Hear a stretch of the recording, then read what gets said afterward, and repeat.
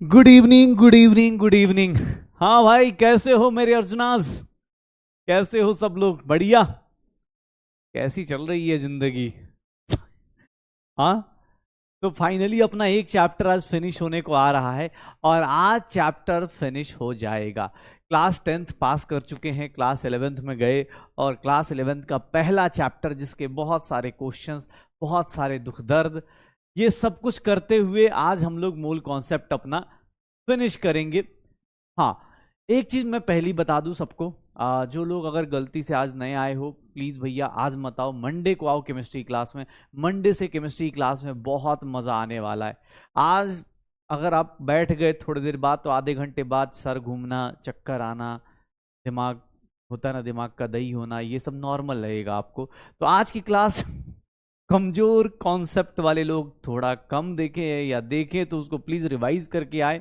जिन लोगों का बैकलॉग है या चीजें हैं, प्लीज बेटा डायरेक्ट क्लास में मत कूदो, अगली क्लास में पहुंचो। मूल कॉन्सेप्ट का कुछ भी नहीं पूछूंगा, ठीक है?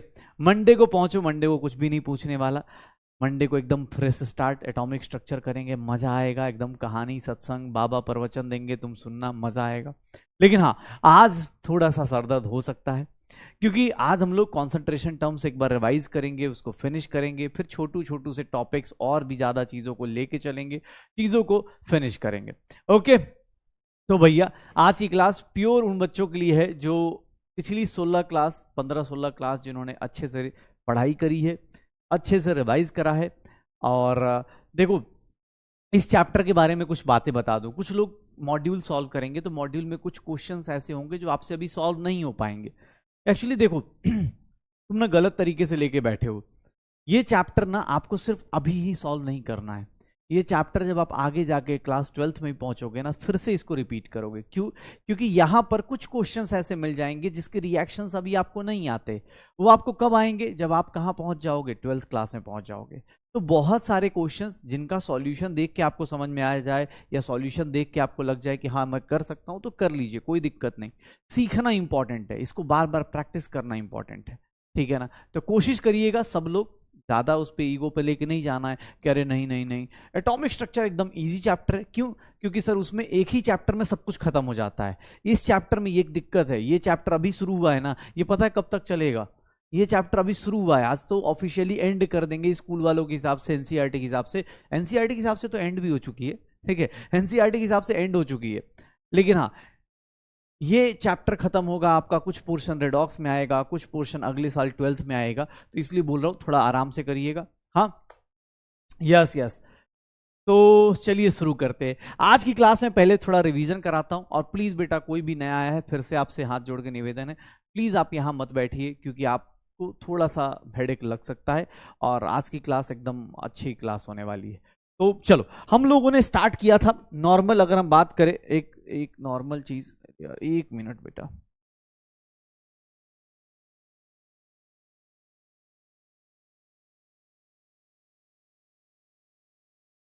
ठीक। हमने लास्ट क्लास में बात करी थी, लास्ट क्लास में हमने कॉन्सेंट्रेशन टर्म्स देखना शुरू किया था। लास्ट 2 क्लास से हम लोग यही देख रहे हैं। कॉन्सेंट्रेशन टर्म्स में हमें सरदर्द यहां नहीं हुआ था कि मास बाई मास था, वॉल्यूम बाई वॉल्यूम था, वॉल्यूम मास बाई वॉल्यूम था, वॉल्यूम बाई मास था। इन सब में सरदर्द नहीं हुआ, हमें दिक्कत यहां भी नहीं आई। हम हंसते खेलते यहां पर आराम से जिंदगी जी रहे थे। मास फ्रैक्शन, वॉल्यूम फ्रैक्शन की लाइफ बहुत आसान थी। मोल फ्रैक्शन आया, मोल फ्रैक्शन की लाइफ भी आसान थी। बस ये देखना है कि भैया कोई भी फ्रैक्शन हो उसकी वैल्यू 0 से लेकर 1 तक, 0 से लेकर 1 तक, उसकी वैल्यू कहां से कहां? 0 से लेकर 1 तक। आवाज ठीक है भाई? एक बार देख लो यार। हाँ, ठीक है, आवाज ठीक ठाक है। हाँ, मंडे से बेटा थोड़ा मंडे से आराम हो जाएगा। आज जो लोग आए हैं प्लीज, फिर से बोल रहा हूँ, मेरा नाम पूछ रहे हो भाई? मेरा नाम यार मुझे भी नहीं पता, अभी मैं बहुत टेंशन में हूँ। ठीक है, चलो स्टार्ट करते हैं। तो इनमें टेंशन नहीं थी, दिक्कत कहां से स्टार्ट हुई? यहां पर भी टेंशन नहीं थी, पीपीएम और पीपीबी। अच्छी बात क्या है यार, इस क्लास में मतलब धुरंधर बच्चे हैं यार, मजा आ रहा है तुम लोग के साथ। तो सच बता रहा हूँ, बहुत बहुत 11th क्लास ऐसे होता है ना, रोते रहते हैं, बट मैं देख रहा हूँ यार क्वेश्चन करने को तैयार हैं, एकदम फिक्स्ड हैं कि हाँ भाई ये करना है। नोट्स बना लिया सबने यार, अच्छी बात लगी मुझे, बहुत तगड़ा। ठीक है, बहुत बढ़िया। ठीक है, हाँ हाँ। हाँ, सॉन्ग लास्ट में ना, सॉन्ग उसको सुनाया जाएगा ना जो पढ़ने बैठेगा, पढ़ के बैठेगा, पहले ही थोड़ी ना पहले पहले प्रसाद पहले थोड़ा ना मिलता है बेटा, सब पूजा वूजा हो जाती है उसके बाद मिलता है, तो वैसे ही सबसे, हाँ सबसे लास्ट में, फल बाद में मिलता है। तो देखो ये वाला टेंशन नहीं था। टेंशन कहां से स्टार्ट हुई, जब स्ट्रेंथ आया। स्ट्रेंथ आया तो क्या बोला गया, sir mass of solute divided by volume of solution. किसमें लिया गया, लीटर्स में लिया गया। ये क्या था, ग्राम में था। यहां थोड़ी कम टेंशन हुई, यहां थोड़ी कम टेंशन हुई। 1 2 3 4 5 6 7 8 9, ये 10वां कॉन्सेंट्रेशन टर्म था। टेंशन थोड़ी कम हुई, स्ट्रेंथ में थोड़ी कम हुई। लेकिन लेकिन लेकिन ये देखना अब दिक्कत कहां से आई। जैसे ही मैंने आपको बोला मोलालिटी, मोलालिटी बोला भाई साहब, यहां पर number of moles of solute divided by mass of solvent लेंगे, मास ऑफ सॉल्वेंट लेंगे। ये केजी में था, ये मोल में होता था। यहां से जिंदगी थोड़ी सी अलग हो गई, यहां पर जिंदगी थोड़ी सी अलग हुई। केबीडी आज पूरा केबीडी ही है, पूरी क्लास केबीडी है बेटा, पढ़ने को 2-2 लाइन पढ़ना है आज। लेकिन हाँ यहां देखना मोलालिटी का स्मॉल m का फॉर्मूला, सर N2 बाई या तो W1 लिख दूं किसमें, केजी में, या फिर N2 बाई W1 अगर ग्राम में दिया है तो सर ऊपर क्या हो जाएगा 1000, या फिर N2 by sorry W2 by M2 into 1000 upon W1। ये क्या लिखा था ग्राम में। ये फॉर्मूला हमने करा था मोलालिटी का, मोलालिटी का ये फॉर्मूला हमने किया हुआ था। यही करना है, यही करना है। ये देख लो मोलालिटी का ये फॉर्मूला। मोलालिटी के बारे में और क्या जानते थे, तो sir N2 by N1 into 1000 upon molar mass of solvent भी लिख सकते थे, या फिर sir Chi2 by Chi1 into 1000 upon sir molar mass of solvent भी लिख सकते हैं। तो ये भी फॉर्मूला किसका था, मोलालिटी का ही था। ये भी फॉर्मूला किसका था, मोलालिटी का ही था। हाँ भाई चैप्टर तो कब का खत्म हो गया, एनसीईआरटी के हिसाब से चैप्टर खत्म है बेटा, कल ही खत्म हो चुका है। आज बस स्टंट करेंगे एकदम तगड़ा वाला, इसीलिए आज बोला चैप्टर एंड है। ठीक है, चैप्टर तो खत्म है। फिर हमने स्टार्ट किया, हमने बोला भाई साहब सुनिएगा सुनिएगा, एक बात बताऊं मैं आपको। एक इसका बड़ा भाई आया, उसका नाम रखा हमने, वो स्मॉल एम था तो इसका बड़ा ना भाई आया, इसका नाम रखा कैपिटल एम। कैपिटल एम क्या होता है, तो सर ये भी number of moles of solute होता है, लेकिन सर ये क्या कर देते हैं, तो इसको हम लोग लेते हैं, ध्यान सुनना, number of moles of solute, लेकिन इसको हम लोग क्या लिखते हैं, सर वॉल्यूम ऑफ सॉल्यूशन लेते हैं। किसमें लेते हैं, वॉल्यूम ऑफ सॉल्यूशन लेते हैं। ये मोल्स हो गया, ये वॉल्यूम ऑफ सॉल्यूशन हो गया। ध्यान से देख लो, वॉल्यूम ऑफ सॉल्यूशन हो गया। ये चीज देखना, वॉल्यूम ऑफ सॉल्यूशन। मोलारिटी का भी फॉर्मूला लिखेंगे तो ये भी वैसा ही आएगा। वॉल्यूम अगर लीटर में लेंगे तो सर ये होगा, लेकिन वॉल्यूम अगर ml में ले लिया तो ऊपर 1000 आ जाता था, या फिर W2 by M2 into 1000 upon volume आ जाएगा ml में। ये भी फॉर्मूला इसी का था। फिर मैंने मोलारिटी का 1-2 फॉर्मूला बताया था, 10 times XD upon molar mass of solute. फिर मैंने फॉर्मूला बताया था कि सर स्मॉल m जो होता है, स्मॉल m जो होता है ये क्या है, x क्या है, मास परसेंटेज ऑफ सॉल्यूट है। d क्या है, डेंसिटी है। d क्या है, डेंसिटी ऑफ सॉल्यूशन है, डेंसिटी ऑफ सॉल्यूशन है। ये सब चीजें हमने लास्ट क्लास में करी थी भैया, यही तो फॉर्मूले स्टार्ट हुए थे। यहां तक तो कुछ भी नहीं था ना बेटा, यहां तक क्या था, कुछ नहीं था, मजा आ रहा था। यहां से फॉर्मूले चालू हुए, स्ट्रेंथ आ गया, मोलालिटी आ गई, मोलारिटी आ गई, स्ट्रेंथ आ गया, मोलालिटी हो गया, मोलारिटी हो गया। ठीक है, ये आ गया। अब यहां पर दोनों तीनों को रिलेट किया गया। अब जैसे देखो, अब हम मजे लेने के चक्कर में आ गए। कैसे मजे लेंगे ये देखिएगा। मोलारिटी में, मोलालिटी का एक फॉर्मूला लिखा कि जो दोनों को कनेक्ट करे, 1000 times molarity, 1000 times molarity divided by 1000 times density, 1000 time density minus molarity, molarity into molar mass of solute, molar mass of solute, molar mass of solute. ये फॉर्मूला लिखा। ये भैया लास्ट रिलेशन लिखा कि हाँ भाई ये रिलेशन हमें पता होना चाहिए, अदरवाइज बहुत टाइम लग जाएगा आपको, क्वेश्चन करने में टाइम लग जाएगा, क्वेश्चंस करने में आपको टाइम लगेगा। तो उसको सेव करने के लिए हमने ये फॉर्मूला लिखा और इसको हमने यूटिलाइज करना चालू किया, चाहे वो एनसीईआरटी का ही क्वेश्चन क्यों ना हो। लंबा टाइम नहीं दे सकते, लंबा टाइम नहीं दे सकते इसलिए हम, क्योंकि ऑब्वियस हमारा एग्जाम थोड़ा अलग टाइप का है, हमें स्कूल का एग्जाम तो है नहीं कि भैया 3 घंटे में 35 क्वेश्चन करने, यहाँ 3 घंटे में 200 क्वेश्चन कर जाने, 180 क्वेश्चन कर जाने, तो हमारा एग्जाम अलग लेवल पे, तो हम इस तरह के शॉर्टकट्स दिमाग में रखेंगे। अब जैसे एक शॉर्टकट देखो, अब हमने क्या पढ़ना शुरू किया, हमने पढ़ना शुरू किया नॉर्मलिटी। नॉर्मलिटी में क्या पढ़ा, अरे सर इसको कैपिटल एन से दिखाते, इसको कैपिटल एन से दिखाते। नॉर्मलिटी में क्या बोलते हैं, कैपिटल एन। नॉर्मलिटी क्या होती है, कैपिटल एन। नॉर्मलिटी क्या होती है, कैपिटल एन। एन सर ये क्या होता है, सर यहां अलग ही सरदर्द है। क्या सर ये क्या बोलता है कि sir number of gram equivalent, मतलब ये मोल्स की बात नहीं करता सर, ये नंबर ऑफ ग्राम इक्विवेलेंट्स की बात करता है। देखिएगा भाई साहब सब लोग, सर ये ग्राम equivalent of solute, volume of solution in litres निकालना है। सर यहां इक्विवेलेंट, इक्विवेलेंट बाई लीटर आ रहा है। सर सुनिएगा ध्यान से,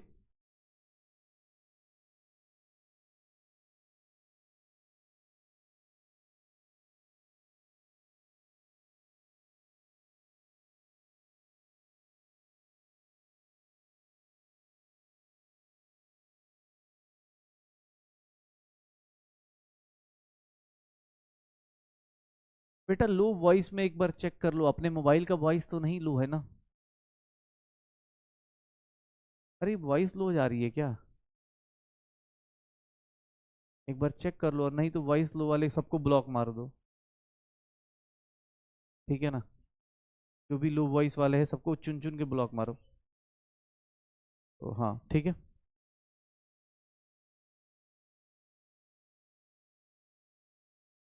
चलो। Number of gram equivalents of solute, sorry बेटा लो वॉइस वाले बैठ गए, ठीक है, अब आवाज अपने आप सही हो जाएगी। Number of gram equivalents of solute की बात कर रहा हूं आज भाई पहले बता रहा हूं मैं, पढ़ने वालों का आज टीचर बन रहा हूं मैं, आज मैं सच में हार्ड पढ़ाऊंगा, पहले बता रहा हूं, ठीक है। तो भाई जो भी स्पैमर है किसी और जगह जाकर कर लेना यार, कहीं और बात कर ले, उधर क्या ही डिस्टर्ब कर रहा है। इक्विवेलेंट बाई नंबर, अब यहाँ इक्विवेलेंट कैसे निकाले, तो इक्विवेलेंट कैसे निकाले, तो भैया नंबर ऑफ इक्विवेलेंट निकालने का, अच्छा चलो नंबर ऑफ इक्विवेलेंट निकालने का तरीका आया। सर नंबर ऑफ इक्विवेलेंट कैसे निकाला जाता है, अगर मैं इक्विवेलेंट ऑफ सॉल्यूट बोलूं, अगर सॉल्यूट का इक्विवेलेंट निकालना है तो सर क्या करोगे, नॉर्मलिटी इनटू वॉल्यूम लीटर्स में ले सकते हो। अरे सर ये फॉर्मूला तो कल बताया ही नहीं था बेटा, देखो ना, जैसे number of moles of solute याद है, number of moles of solute याद है, अगर number of moles of solute निकालना था तो हम लोग क्या करते थे, मोलरिटी इनटू वॉल्यूम लीटर्स में लेते थे। शायद यहां पर इक्विवेलेंट आ गया, इक्विवेलेंट आ गया, इक्विवेलेंट आ गया, number of equivalents of solute आ गए, इक्विवेलेंट्स ऑफ सॉल्यूट आ गए, नॉर्मलिटी इनटू वॉल्यूम वाले, नॉर्मलिटी इनटू वॉल्यूम वाले इक्विवेलेंट्स आ गए।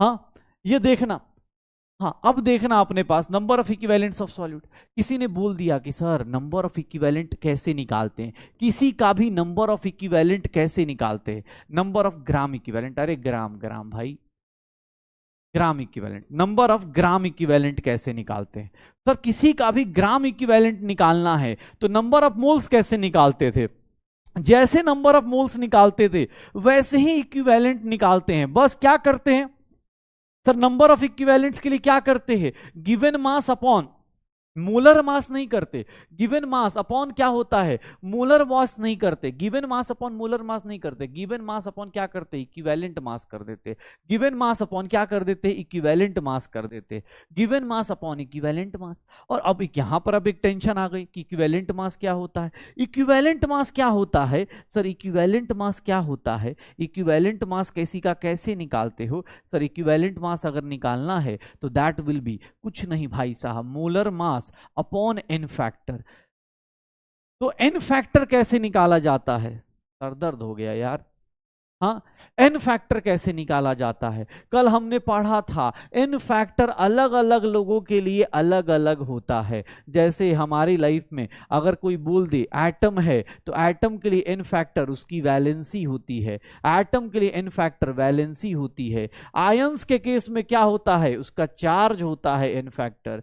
सर एसिड्स के केस में कितना H प्लस लूज कर रहे हो, number of H plus ion lose करने को क्या बोलते हैं, number of of H plus ion lost को क्या बोलते हैं, बेसिसिटी। बेसिस के केस में क्या देखते हो n factor, sir number of OH minus ion, OH minus ion कितना लूज कर रहे हो उसको बोलते हैं। और सॉल्ट के केस में क्या करते हो, सर चार्ज देखते हो, किसी एक का चार्ज, चार्ज ऑन कटायन या फिर एनायन, किसी एक का चार्ज देख लेते हो, किसी एक का चार्ज, यही करते थे ना इन फैक्टर, याद आ रहा है, एक बार फिर से बोलो, जोर से बोलो, क्या होता है इन फैक्टर, इन फैक्टर कुछ नहीं भाई साहब, एटम का वैलेंसी, आयंस के केस में चार्ज, एसिड के केस में number of H plus ion, base के केस में number of OH minus ion. In factor आया तो सर इक्विवेलेंट मास आएगा, इन फैक्टर आया तो इक्विवेलेंट मास आएगा, इक्विवेलेंट मास आया तो सर नंबर ऑफ इक्विवेलेंट्स आएंगे, और नंबर ऑफ इक्विवेलेंट्स आएंगे तो नॉर्मेलिटी आएगी।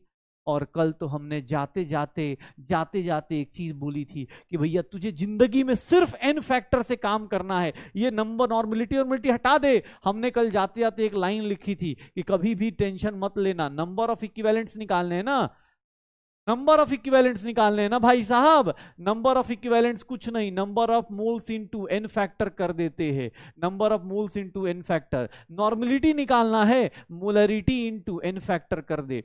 तूने भाई अपना पूरा टाइम नंबर ऑफ मोल्स पे दिया है, पूरे चैप्टर में तुमने नंबर ऑफ मोल्स निकाला है, तो आज भी तुम्हें अलग से मेहनत नहीं करनी। नंबर ऑफ मोल्स को किससे मल्टीप्लाई कर दो, एन फैक्टर से। सर मोलरिटी को किससे मल्टीप्लाई कर दो, एन फैक्टर से। एन फैक्टर क्या है, फिर से बोलो, जोर से बोलो, एन फैक्टर क्या है। एटम के केस में वैलेंसी, आयंस के केस में चार्ज, एसिड के केस में number of H plus, base के केस में number of OH minus, salt के केस में किसी एक का चार्ज, हाँ किसी एक का चार्ज, पक्का नॉर्मलिटी हो जाएगा। हाँ ये देखो अपने पास एन फैक्टर पता, अबे नॉर्मलिटी निकालना ही नहीं है ना, मोलरिटी आती थी, मोलरिटी से नॉर्मलिटी निकाल लेंगे यार। हाँ नॉर्मलिटी के लिए टेंशन नहीं लेने का, मोलरिटी से नॉर्मलिटी निकाल देंगे, कैसे निकालेंगे वो देख लो, तुम्हारे सामने होगा।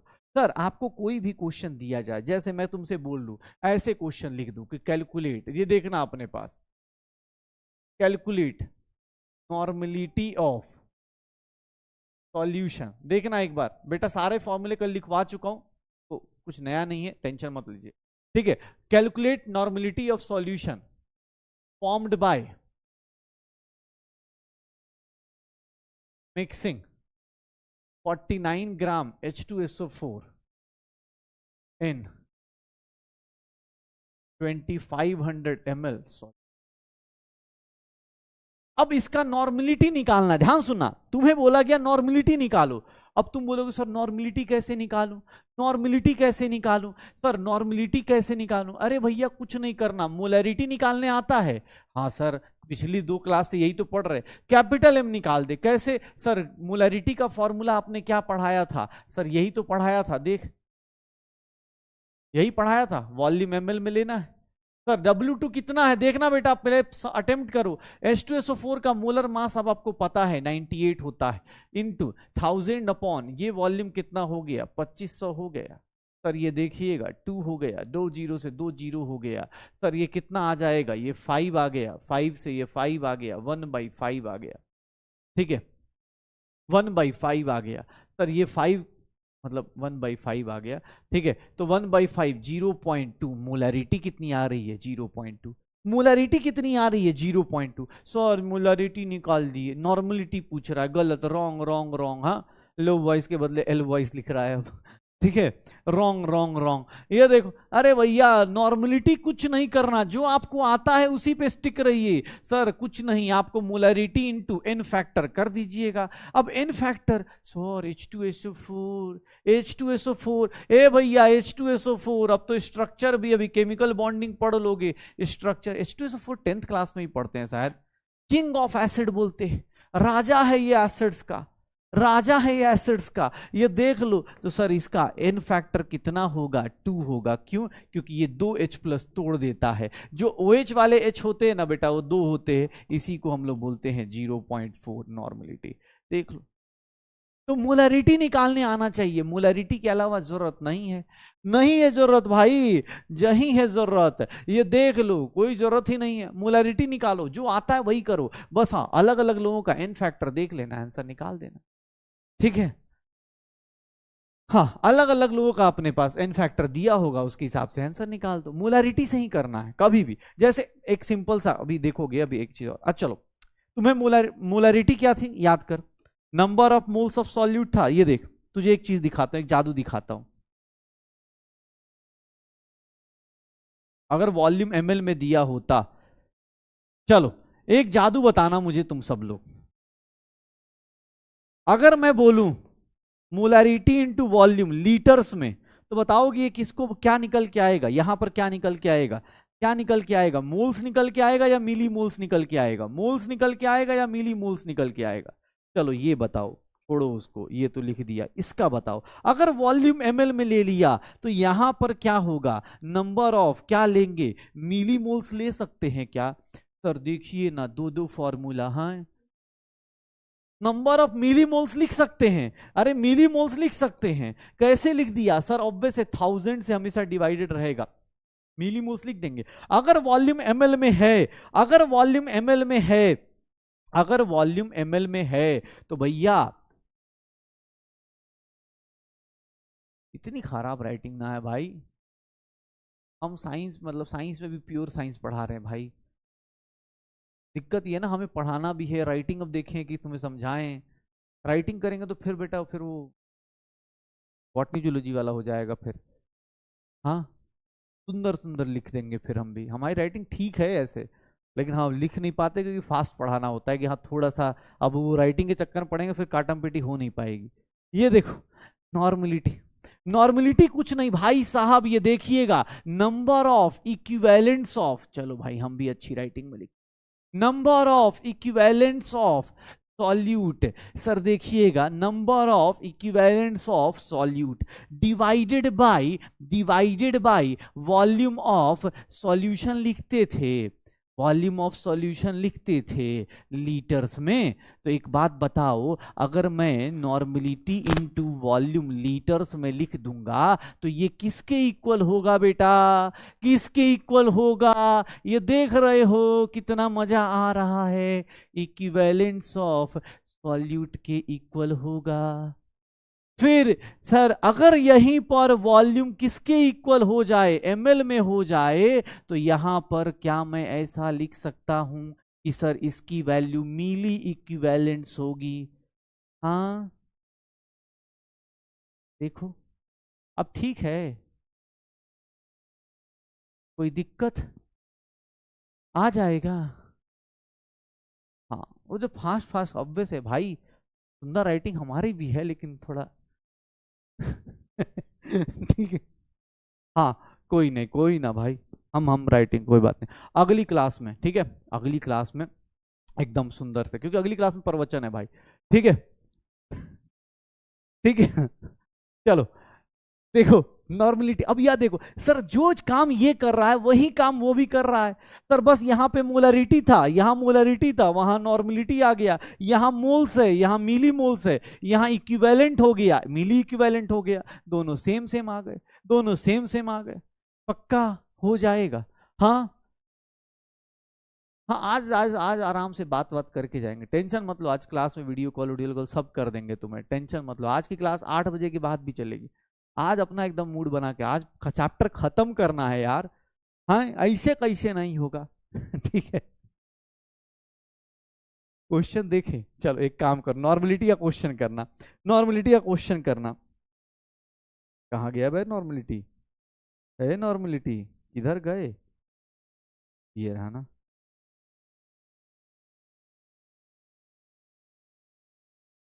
चलो, बहुत डिफिकल्ट क्वेश्चन है, देखना इस क्वेश्चन को और थर थर कांप जाओ तो बताना तुम मुझे। ये देख लो सर, देखोगे अपने पास कितना डिफिकल्ट दिया है सर, नॉर्मलिटी पूछ दिया, डेंसिटी का फॉर्मूला है, नहीं हो पाएगा ना।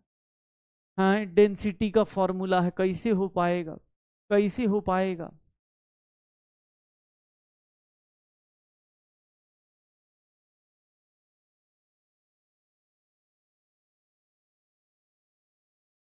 कैसे होगा, हाँ कैसे होगा। सर नॉर्मलिटी का पूछ रहे हैं, बताइए, नॉर्मलिटी का तो फॉर्मूला ही नहीं बताए थे, फॉर्मूला बताए थे मोलरिटी का, कि मोलारिटी का फॉर्मूला जो होता है ये किसके इक्वल होता है, 10 times x D upon molar mass of solute, molar mass of solute. Sir ये फॉर्मूला आप बताए थे, ये हमें पता था, ये तो हमें नहीं बताए कि सर ये फॉर्मूले से इसको रिलेट कर दें। मोलर मास कितना होता है H2SO4 का, 98। ये मोलैरिटी हो गई। सर बताइए बताइए, नॉर्मलिटी पूछ रहे हैं आपसे, नॉर्मलिटी किसके इक्वल होगी, तो normality is nothing sir, molarity into किससे मल्टीप्लाई कर दूं, एन फैक्टर से मल्टीप्लाई कर दूं। एन फैक्टर क्या है तुम्हारे पास, अरे क्या है भाई, देख रहा है, हाँ देख रहा है विनोद, कैसे कैसे चीजें हो रही हैं। तुझे मोलैरिटी पढ़ाई गई, उसके अलावा ज्यादा नहीं सोचना है। नॉर्मलिटी कोई पूछे ना, कोई डराए तो एकदम पकड़ के बोल रहा है एन फैक्टर बता दो, हो गया। H2SO4 का एन फैक्टर देख ले, 2H प्लस देता है, साइन 10 से सीखा है तूने, हाँ निकाल देगा, निकाल देगा। क्या आंसर आ जाएगा, C is the correct answer, C is the correct answer. भाई साहब ए वाले, अरे मोलैरिटी नहीं पूछा रे, कैसे काम चलेगा, गलती से मिस्टेक कैसे होगा, हाँ ऐसे कैसे, फिर मैं अच्छी राइटिंग में लिख दूंगा, फिर मैं क्वेश्चन कम करा दूंगा, मैं पता भी नहीं चलेगा 2 साल बाद पता चलेगा अच्छा टीचर ने यहाँ स्किप कर दिया।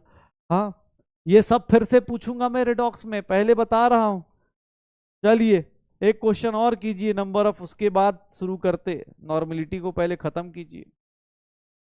आइए एक बहुत हार्ड क्वेश्चन दिया है मैंने आपको, संभालिएगा इसको और संभालिएगा खुद को। ये कैसे करेंगे, सर वॉल्यूम दिया है, नॉर्मलिटी दी है, मास पूछ रहा है, लेकिन साथ में इक्विवेलेंट मास भी दिया है। वाह, नंबर ऑफ इक्विवेलेंट्स निकाल सकते हैं और नंबर ऑफ इक्विवेलेंट निकालने के बाद मास भी निकाल सकते हैं। कैसे होगा, कैसे होगा भाई। अब तो इस चैप्टर के नोट्स हो गए बेटा, आज तो बस क्वेश्चन क्वेश्चन चल रहा है, थोड़ा बहुत छोटे छोटे पॉइंट्स ऐड कर रहे हैं, छोटे छोटे पॉइंट्स ऐड करने, बाकी तो हो गया। क्या होगा, कितना होगा, सर इसको क्या मैं ऐसा लिख सकता हूं, number of gram equivalents, solute कौन है, number of gram equivalents of oxalic acid किसके इक्वल होगा, तो कुछ नहीं सर, नॉर्मलिटी इनटू वॉल्यूम किस में ले लूं, लीटर्स में ले लूं, वॉल्यूम किस में ले लूं, लीटर्स में ले लूं, वॉल्यूम लीटर्स में, मतलब ml को किससे डिवाइड करना पड़ेगा, 1000 से डिवाइड करना पड़ेगा, 1000 से डिवाइड करना पड़ेगा, तो सर ये 2 हो गया और this will be 0.025 number of equivalents आ गए। सर व्हाट इज मास, तो सर आपको ही पता है, मास जैसे मोल्स का निकालते थे वैसे ही मास निकालने के लिए, मोल्स दिया है तो मास निकालने के लिए कैसे निकालते थे, ऑक्जेलिक एसिड H2C2O4 ये होता है। अभी आपको नहीं पता, आप इसके लिए टेंशन मत लीजिएगा कि इसका मास कैसे होता है, इसका मास वास अभी, ऑक्जेलिक एसिड ये सब जो एसिड वैसिड के नाम से जिसको डर लगता हो ना, वो क्वेश्चन अभी मत अटेम्प्ट करना, क्योंकि अभी तुम्हें नहीं पता होगा, अभी तुमने 11th शुरू करी है बेटा, मॉड्यूल जो दिया गया है वो अगले 2 साल के लिए दिया गया है, तो उसको आराम आराम से सॉल्व करना है, ऐसा नहीं कि एकदम भिड़ जाइए। आप एनसीईआरटी पूरा सॉल्व कर सकते हैं, एनसीईआरटी पूरा सॉल्व कीजिए, ये सब चीजों के लिए थोड़ा वेट कीजिएगा कि अरे सर मुझे नहीं पता, ये कुछ दिक्कत नहीं, number of equivalent into equivalent mass से मल्टीप्लाई कर दूं तो हो गया। सर कितना हो जाएगा, 0.025 इंटू क्या कर दूं, 63 कर दूं, 25 3 जा 75, 25 6 जा 150 और 75 157, कितना डेसिमल है, 1.575 ग्राम, 1.575 gram is the correct answer, 1.575 gram is the correct answer. ठीक है ना, आज पोल करो चाहे गलत हो चाहे सही हो, अटेम्प्ट करना, तुम क्लास में आए हो ये मेरे लिए सबसे इंपॉर्टेंट है, सच बता रहा हूं, तुम क्लास कर रहे हो ये मेरे लिए ज्यादा इंपॉर्टेंट है। तो आज ये मत सोचो गलत हो रहा है या सही हो रहा है, तुम बस साथ साथ में सीखो कैसे किया। याद करो नंबर ऑफ मोल्स आता था, नंबर ऑफ मोल्स आता था तो हम नंबर ऑफ मोल्स को किससे मल्टीप्लाई करते थे, मोलर मास से। तो बेटा नंबर ऑफ इक्विवेलेंट आया तो नंबर ऑफ इक्विवेलेंट को किससे मल्टीप्लाई करेंगे, इक्विवेलेंट मास से। क्या आ जाएगा, क्या आ जाएगा, मास आ जाएगा। तो अब चलो एक काम करो तुम लोग ना, तुम जो भी ये लोग फॉर्मूला शीट बना रहे हैं वो देखो, ये देखो, ये अब देखो यहीं पर एक चीज और लिख देता हूं, ये देखना आप, नॉर्मलिटी के कुछ फॉर्मूले। अगर कोई पूछ दे कि सर नंबर ऑफ, ये देखो, अगर कोई पूछ दे मास बताओ, तो मास कैसे निकालोगे? Number of equivalent, number of equivalent into क्या कर दोगे? इक्विवेलेंट मास, इनटू क्या कर दोगे? Equivalent mass. ये हो गया तुम्हारा। अब ये तुम चाहो तो इसको एक साथ लिख लेना, ये हमने कल भी किया, लेकिन हाँ आज एक फॉर्मूला लिस्ट बना सकते हो। आप चाहो तो ऐसे कर लेना, कोई दिक्कत नहीं, हमें कोई दिक्कत नहीं। आप ऐसे देखो, कर कुछ नहीं रहे, बस उसी के आगे पीछे जो कल किया था उसी का बस आगे पीछे कर रहे, आज नॉर्मलिटी के लिए कर रहे हैं, हो जाएगा। हाँ हो जाएगा, कोई दिक्कत नहीं। चलो आओ, एक बात बताऊं, एक बात बताऊं, नॉर्मलिटी हो गई, नॉर्मलिटी हो गया। अब मैं तुम्हें एक सिंपल चीज बताने वाला हूं, एनसीईआरटी में नहीं बेटा, हाँ ये नॉर्मलिटी एनसीईआरटी में नहीं है, एनसीईआरटी टेंशन मत लो, नॉर्मलिटी एनसीईआरटी में नहीं होता, इक्विवेलेंट का कॉन्सेप्ट एनसीईआरटी में नहीं होता। लेकिन अच्छी बात पता है क्या होती है इक्विवेलेंट के साथ? तुम्हें बताऊं, एक बात बताऊं, अगर मैं तुमसे बोलूं, ये देखना इक्विवेलेंट की बात अच्छी क्या होती है, 2a plus B gives 3c plus 4d। तुम क्या यहां बोल सकते हो, क्या तुम ये बात बोल सकते हो कि सबके मोल्स इक्वल होंगे? मैं अगर बोलूं ना बेटा, ध्यान सुनना, moles of A reacted is equals to moles of B reacted, लिख सकता हूं क्या? देखो इक्विवेलेंट क्यों पढ़ाया जाता है तुम्हें, क्योंकि इसका फायदा होता है। क्या मैं ये सब लिख सकता हूं, मोल्स ऑफ सी प्रोड्यूस्ड? क्या तुम्हें ये रिएक्शन देख के लिख रहा है, लग रहा है कि तुम इसके बारे में बोल पाओगे? मोल्स ऑफ डी प्रोड्यूस्ड नहीं बोल सकते ना सर, क्यों? क्योंकि आपको दिख रहा है कि नहीं सर उसके 2 मोल रिएक्ट करेंगे, उसका 1 मोल। ये मेरा स्टेटमेंट क्या हो जाएगा? रॉन्ग स्टेटमेंट हो जाएगा, ये रॉन्ग हो जाएगा, ये मेरा गलत हो जाएगा, ये मेरा गलत स्टेटमेंट हो जाएगा, ये गलत हो जाएगा। क्यों? क्योंकि भाई तुम्हें दिख रहा है इसके 2 मोल रिएक्ट कर रहे हैं, इसके 1 मोल से इसके 3 मोल बन रहे हैं और इसके 4 मोल बन रहे हैं। ये बात हमें रिएक्शन देख के पता चल रही है। आप मोल्स को इक्वल नहीं कर सकते, लेकिन इक्विवेलेंट क्यों पढ़ाया भाई? तुम एक ना अलग लेवल पे चले जाओगे, समझना ध्यान से।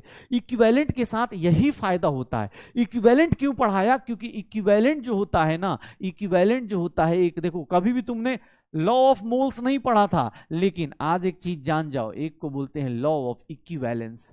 कोई भी रिएक्शन हो, कोई भी कंपाउंड हो, रिएक्शन हो चाहे कंपाउंड हो, रिएक्शन हो या कंपाउंड हो, फॉर अ रिएक्शन, रिएक्शन अगर रिएक्शन की बात करें तो नंबर ऑफ, ध्यान सुनिएगा, नंबर ऑफ इक्विवेलेंट्स, इक्विवेलेंट्स सबके इक्वल होते हैं। Equivalents of all reactant and product, all reactants and products जितने भी, सब के सब क्या हो जाएंगे? Are equal. मोल्स इक्वल नहीं होंगे, आपको समझ में आएगा मोल्स, क्योंकि ऑब्वियस आपको रिएक्शन में दिख जाएगा, रिएक्शन देखोगे पता चल जाएगा। इक्विवेलेंट्स हमेशा इक्वल होंगे, इक्विवेलेंट्स हमेशा इक्वल होंगे। सर अगर किसी कंपाउंड में जाते हो या कोई भी कुछ करते हो तो भी याद रखना, किसी कंपाउंड में जाओगे तो भी याद रखना कि भैया वहां भी number of equivalents of, number of equivalents हर एक एटम का क्या होगा? इक्वल होगा। Number of equivalents of each atom is equal. Moles equal हो चाहे ना हो, हर एक एटम का इक्विवेलेंट इक्वल होगा, हर एक एटम का इक्विवेलेंट इक्वल होगा। मतलब इस रिएक्शन में, इस रिएक्शन के बारे में ये लिख सकता हूं, देख लो ऊपर वाले रिएक्शन के बारे में लिख सकता हूं कि number of equivalent of A reacted is equals to number of equivalent of B. Equivalent आप लिख सकते हो, क्यों? क्योंकि सर ये बी का जितना रिएक्ट कर रहा होगा ये इक्वल होगा। Sir number of equivalent of, ये इसीलिए पढ़ा और कुछ नहीं। क्यों? क्योंकि इसके लिए बैलेंसिंग की जरूरत नहीं पड़ती। एक्चुअली इसको करने के लिए ना बैलेंसिंग की जरूरत नहीं पड़ती, इसीलिए इक्विवेलेंट का कॉन्सेप्ट पढ़ते हैं। प्रोड्यूस्ड, इसी के लिए इक्विवेलेंट का कॉन्सेप्ट पढ़ा जाता है, बिकॉज वो किसको फॉलो करता है? लॉ ऑफ इक्विवेलेंस को, लॉ ऑफ इक्विवेलेंस को। मोल्स कभी भी फॉलो नहीं करते। क्यों? क्योंकि अरे कैसे फॉलो करता है बता, अरे सिंपल सी चीज है।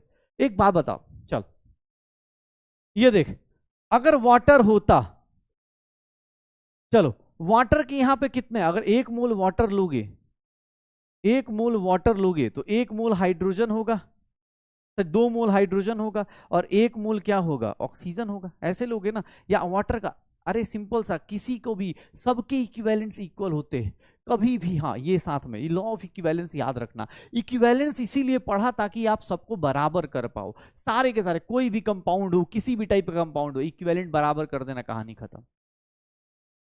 हाँ, लॉ ऑफ इक्विवेलेंस, ये मास मोल्स इक्वल होगा नहीं होगा वो नहीं पता, लेकिन लॉ नंबर ऑफ इक्विवेलेंट जरूर इक्वल होते हैं, इससे हमें बहुत फायदा होने वाला है, बहुत ज्यादा। देखना, हाँ हाँ देखो ना एक बार। अबे भाई इक्विवेलेंट क्या होता है, मोल्स की तरह ही तो होता है, जैसे मोल्स अभी तक पढ़ रहे थे वैसे ही इक्विवेलेंट होता है। मोल्स का ही जुड़वा भाई, एक जुड़वा भाई मतलब बोल सकते हैं एक दूसरे टाइप का भाई। मोल्स अलग अलग लोगों के अलग अलग हो सकते हैं, अगर आपस में रिएक्शन कर रहे हैं तो इक्विवेलेंट्स इक्वल होते हैं, इसीलिए ये टर्म इजाद किया गया, इसीलिए टर्म डिस्कवर किया गया, ताकि आप इक्विवेलेंट निकाल पाए। कोई भी रिएक्शन होगी आप समझ जाइएगा कि अरे भैया इसमें इक्विवेलेंट बराबर होगा। मोल्स का पता नहीं लेकिन इक्विवेलेंट जरूर बराबर होगा, निकाल देना। हाँ, हो जाएगा, बढ़िया। अरे देखो क्वेश्चन तो देखो यार, पता चलेगा। क्वेश्चन तो देखो, आज तो क्वेश्चन ही क्वेश्चन है तुम्हारे लिए। आ गया भाई इक्विवेलेंट का क्वेश्चन, मैंने उल्टा कैसे कर दिया।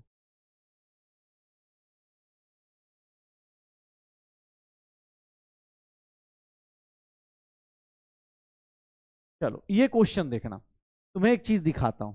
अब देखो ये क्वेश्चन, मुझे कुछ रिएक्शन का अता पता नहीं, ध्यान सुनना, मुझे इस रिएक्शन का कोई अता पता नहीं। पढ़ो, 2.4 gram of metal displaces 0.1 gram of hydrogen gas, then find equivalent mass of metal. जा, कुछ तो पता ही नहीं है, ना मेटल पता चल रहा है ना रिएक्शन पता चल रही है।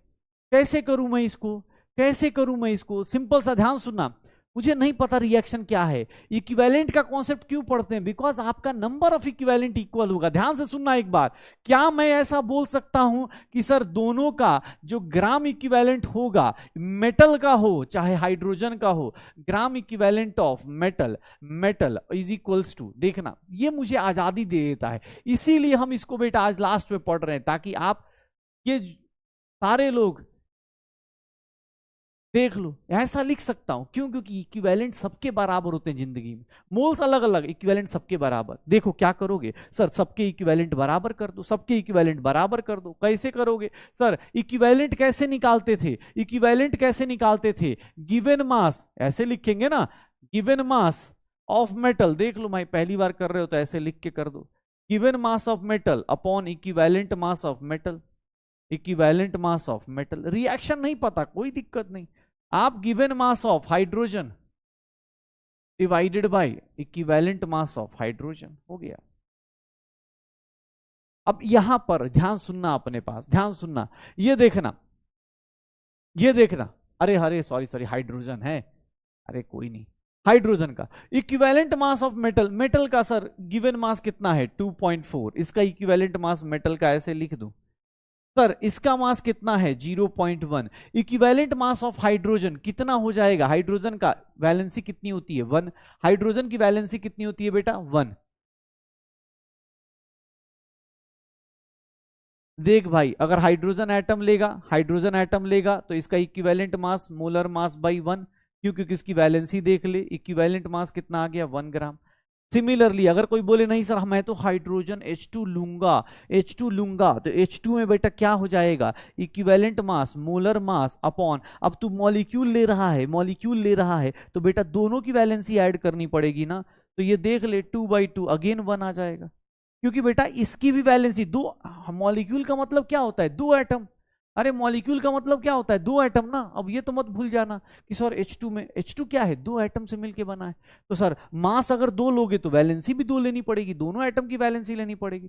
मर्जी है, तू चाहे ऐसे निकाल इक्विवेलेंट मास, चाहे ऐसे निकाल, मर्जी है, तेरी मर्जी है भाई। कोई बोले तो निकाल दे ऐसे, मैं 1 ले लेता हूं, तू हाइड्रोजन H2 लिख रहा है, चल H2 लिख देते हैं, हटा, खुश रह तू भी। ये ले भाई, कितना आ गया इक्विवेलेंट मास ऑफ मेटल? कितना आ गया सर? कुछ नहीं, 2.4 अपॉन 0.1, 24 आ गया। इसी को बोलेंगे इक्विवेलेंट मास। कितना आ जाएगा? हाँ, इसीलिए मोल्स का देखो, मोल्स के लिए क्या चाहिए था, अगर मोल्स होता ना तो रिएक्शन लिखनी पड़ती, बिना रिएक्शन के तुम निकाल सकते हो। कैसे? बिकॉज आपको एक रूल पता चल गया कि सर ने इक्विवेलेंट इसलिए पढ़ाया ताकि सर को क्या करना है, कोई टेंशन नहीं लेनी, सर को क्या करना है, बस सीधा सीधा आपको नंबर ऑफ इक्विवेलेंट्स बराबर करने, नंबर ऑफ इक्विवेलेंट्स आंख बंद करके बराबर कर दीजिए, आंख बंद करके बराबर कर दीजिए। अरे भैया क्वेश्चन तुम करोगे, मैं काहे को करूंगा, मैं अभी तो देखो कितना दर्दनाक दर्दनाक क्वेश्चन आएगा। अभी तो इसकी ये जो चीज तुम कर जाओगे ना अभी बिना किसी उसके, ये देखो, चलो ये क्वेश्चन करके दिखाओ, ये क्वेश्चन करो अगेन, ध्यान सुनना, ध्यान सुनना, बहुत प्यारा सा क्वेश्चन है। कोई मेटल क्लोराइड है, मुझे नहीं पता कौन सा मेटल क्लोराइड है सर, 74.5 ग्राम मेटल क्लोराइड है। ध्यान सुनना, अभी मैं तुम्हें बताता हूं कैसे, तुम ही खुद अटेम्प्ट करोगे, ये देखो प्लीज बेटा, आज सीख लो, कल काम आएगा। इसमें ये बोल रहा है 35.5 ग्राम क्या है, क्लोरीन है। 35.5 ग्राम क्या है, क्लोरीन है। एक बात बताओ, अगर 35.5 ग्राम क्लोरीन है तो मेटल कितना होगा, मेटल कितना ग्राम होगा, मेटल कितना ग्राम होगा, 35.5, 39 ग्राम मेटल होगा क्या? सर मुझे नहीं पता, मुझे नहीं पता कि इस कंपाउंड का मास क्या है क्या नहीं है, लेकिन मैं तब भी निकाल सकता हूं क्या, इक्विवेलेंट मास। कैसे? अरे सर कुछ नहीं करना, मुझे यह पता चल चुका है कि सर इक्विवेलेंट ऑफ, मैं ऐसे अब लिखता हूं शॉर्टकट में, equivalent of metal must be equals to equivalent of chloride. Equivalent का मतलब क्या हो गया sir, given mass upon equivalent mass, given mass upon equivalent mass, और ये क्या हो गया, गिवन मास अपॉन क्लोरीन की वैलेंसी कितनी होती है 1 upon equivalent mass. Sir equivalent mass of metal किसके इक्वल आ जाएगा सर, कैलकुलेट करोगे 39 आ जाएगा। Equivalent mass of metal calculate करोगे कितना आ जाएगा, 39। कैसे सर, मेटल क्लोराइड में देखो ना, मेटालिक क्लोराइड लिखा है तो उसमें कितना ग्राम मेटल है, इतना, तो सॉरी क्लोरीन कितना है तो इतना ग्राम क्या होगा, मेटल होगा, मेटल होगा। तो भैया कुछ नहीं, इन दोनों का मुझे नहीं पता उसका फॉर्मूला फॉर्मूला क्या है, मुझे इतना पता है कि इसका इक्विवेलेंट और इसका इक्विवेलेंट क्या होते हैं, बराबर होते हैं, आंसर करके निकाल दो। इसीलिए आज लास्ट डे क्यों पढ़ा रहा हूं इक्विवेलेंट, क्योंकि बेटा ऑब्वियस है ना, मोल्स से अब अलग जा रहे, मोल्स मोल्स छोटे मोटे, इक्विवेलेंट में टेंशन ही नहीं थी, रिएक्शन आए नहीं आए कोई दिक्कत नहीं, आंख बंद करो, लगा दो इक्विवेलेंट बराबर करो, निकाल दो। हाँ बेटा, आज का क्वेश्चन आपको, अब मैं अगले मंडे को नए चैप्टर के साथ मिलूंगा, सैटरडे और संडे या जो भी जिस दिन भी छुट्टी मिले आप प्लीज क्वेश्चंस अटेम्प्ट कीजिएगा। बहुत सारी जगह पे समर वेकेशन भी चालू हो गया, ये क्वेश्चंस दोबारा तिबारा करो, क्योंकि बेटा बहुत अच्छा कॉन्सेप्ट है, सच बता रहा हूं। हमें लगता है कि हाँ देखो तुम्हें दिखाता हूं, अभी एक क्वेश्चन और है, एक क्वेश्चन और है इसका ना, मैंने क्वेश्चन तुम लोग का यार एनर्जी लेवल देख के ना, देखो मैं सोच के आया था बाद में पढ़ाऊंगा, तब तक चले जाएंगे सब, लेकिन चलो इस क्वेश्चन को करके दिखाओ। ये तो मॉड्यूल का क्वेश्चन मैंने दिया है, ये मॉड्यूल का क्वेश्चन दिया है मैंने, ये मॉड्यूल का क्वेश्चन दिया है, कैसे करेंगे, मॉड्यूल का क्वेश्चन दिया हुआ है, कैसे करेंगे, कैसे करेंगे, कैसे होगा, तो नंबर ऑफ इक्विवेलेंट निकाल दो। सर कोई भी कंपाउंड है, एलिमेंट नहीं है बेटा, ये कंपाउंड है, सुना सुना सुना, ये कंपाउंड है यार, ये कंपाउंड है, नहीं एलिमेंट है सॉरी, अरे अच्छा, gives V2 of its chloride, ये कंपाउंड है, मतलब उसका क्लोराइड है, ये कंपाउंड है उसका, इसका B2 में से, B2 क्या है, कोई क्लोराइड है, कोई किसी का क्लोराइड है, कोई एलिमेंट का क्लोराइड है, कोई मेटल क्लोराइड है, इसमें से B1 ग्राम क्या है, B1 ग्राम क्या है, क्लोरीन है। तो सर B2 माइनस B1 ग्राम क्या हो जाएगा, मेटल हो जाएगा, या जो भी एलिमेंट लिख सकते हैं, कुछ दिक्कत नहीं। क्या आंसर आ जाएगा देखना अपने पास, sir number of equivalents of chlorine is equals to number of equivalents of, जो एलिमेंट का बोलेगा उस एलिमेंट का निकाल दो, देख लो। अच्छा B1 ग्राम, अच्छा सॉरी सॉरी सॉरी, B1 ग्राम एलिमेंट है, ओह B1 ग्राम एलिमेंट है, ठीक है B1 ग्राम एलिमेंट है, तो क्लोरीन कितना होगा, B2 minus B1, B2 minus B1 chlorine होगा, क्लोरीन कितना होगा, B2 माइनस B1 हो जाएगा, B2 माइनस B1, B1 ग्राम एलिमेंट है, B2 ग्राम क्लोराइड में, कोई दिक्कत नहीं सर, B2 ग्राम क्लोराइड है, B1 ग्राम एलिमेंट, B2 माइनस B1 ग्राम क्लोरीन, ये देखिएगा B2 माइनस B1 अपॉन, इसका इक्विवेलेंट मास कितना है 35.5, इसका सर इसका मास कितना है B1 और ये कितना है, इक्विवेलेंट मास नहीं पता। सर इसका इक्विवेलेंट मास कितना हो जाएगा, इसको इधर लेके आए।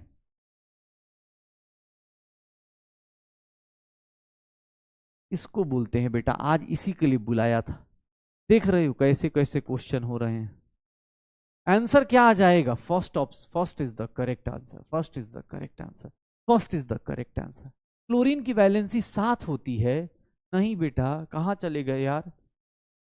हाँ, क्लोरीन की वैलेंसी 7 नहीं होती है बाबू। कैसे 7 नहीं होती, क्लोरीन की वैलेंसी 1 होती है यार, अब ये तो मत बोलो। हो जाएगा। तो equivalent mass, number of equivalence का यही मजा है, और यही मजा मैं आपको देना चाह रहा था, मैं यही मजा आपको बोलना चाह रहा था कि भाई कर लो, नंबर ऑफ इक्विवेलेंस बराबर कर देना। दुनिया में जो क्लोराइड है जैसा है, आंख बंद करके धड़ धड़ धड़ बराबर करो, कोई टेंशन लेने का है ही नहीं। कुछ भी याद रहे, कोई भी रिएक्शन हो, डबल डिस्प्लेसमेंट हो, कंबसन हो, कॉम्बिनेशन हो, कोई फर्क नहीं पड़ता, जिस टाइप की रिएक्शन हो, बस एक चीज याद रखना कि भैया क्या करोगे, क्या करोगे आप, सिंपल सा, सबके सबके क्या करने वाले हो, सबके इक्विवेलेंट मास, हाँ इक्विवेलेंट, नंबर ऑफ इक्विवेलेंट्स बराबर कर देना। अच्छा एक बात बताओ, चलो एक चीज और बताओ ना, अब एक बात बताना, इक्विवेलेंट मास ऑफ कंपाउंड निकालना हो, मान लो इक्विवेलेंट मास ऑफ, मैंने तुम्हें एटम का निकालना सिखाया, आयन का निकालना सिखाया, ध्यान सुना, इक्विवेलेंट मास एटम का निकालना सिखाया, आयन का निकालना सिखाया, एसिड का निकालना सिखाया, बेस का निकालना सिखाया, सॉल्ट का निकालना सिखाया। लेकिन अगर मैं इक्विवेलेंट मास बोल दूं, ध्यान सुनना, अगर मैं इक्विवेलेंट मास बोल दूं H2O का निकालो, तो कैसे निकालोगे? इक्विवेलेंट मास पता है क्या हो जाएगा? सबसे पहली चीज, सर इन दोनों को ऐड कर दो, हाइड्रोजन का इक्विवेलेंट मास और equivalent mass of oxygen add कर दो, हो गया।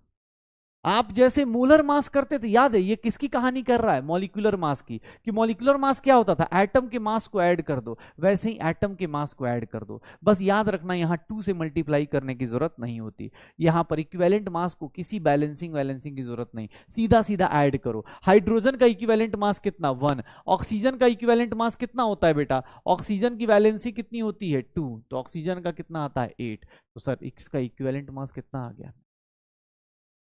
आ गया। ठीक है, बस किसी का भी इक्विवेलेंट मास निकालना। देखो अगर मैं एसिड बेस दे दूंगा तो कोई भी निकाल देगा, जैसे मैं अगर ये देता हूं, देखना कैल्शियम कार्बोनेट का बोलता हूं, तो कैल्शियम कार्बोनेट तुम्हें पता है ये सॉल्ट है, ये 2 पार्ट में टूट जाएगा, कैल्शियम +2 कार्बोनेट -2, तो तुम क्या करोगे, इसका molar mass upon n factor कर दोगे, निकालो।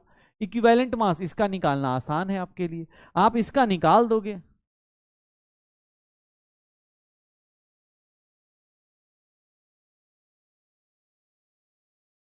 इसका एन फैक्टर बताओ, मोलर मास 60 होता है, एन फैक्टर बताओ, इसका एन फैक्टर कितना होता है?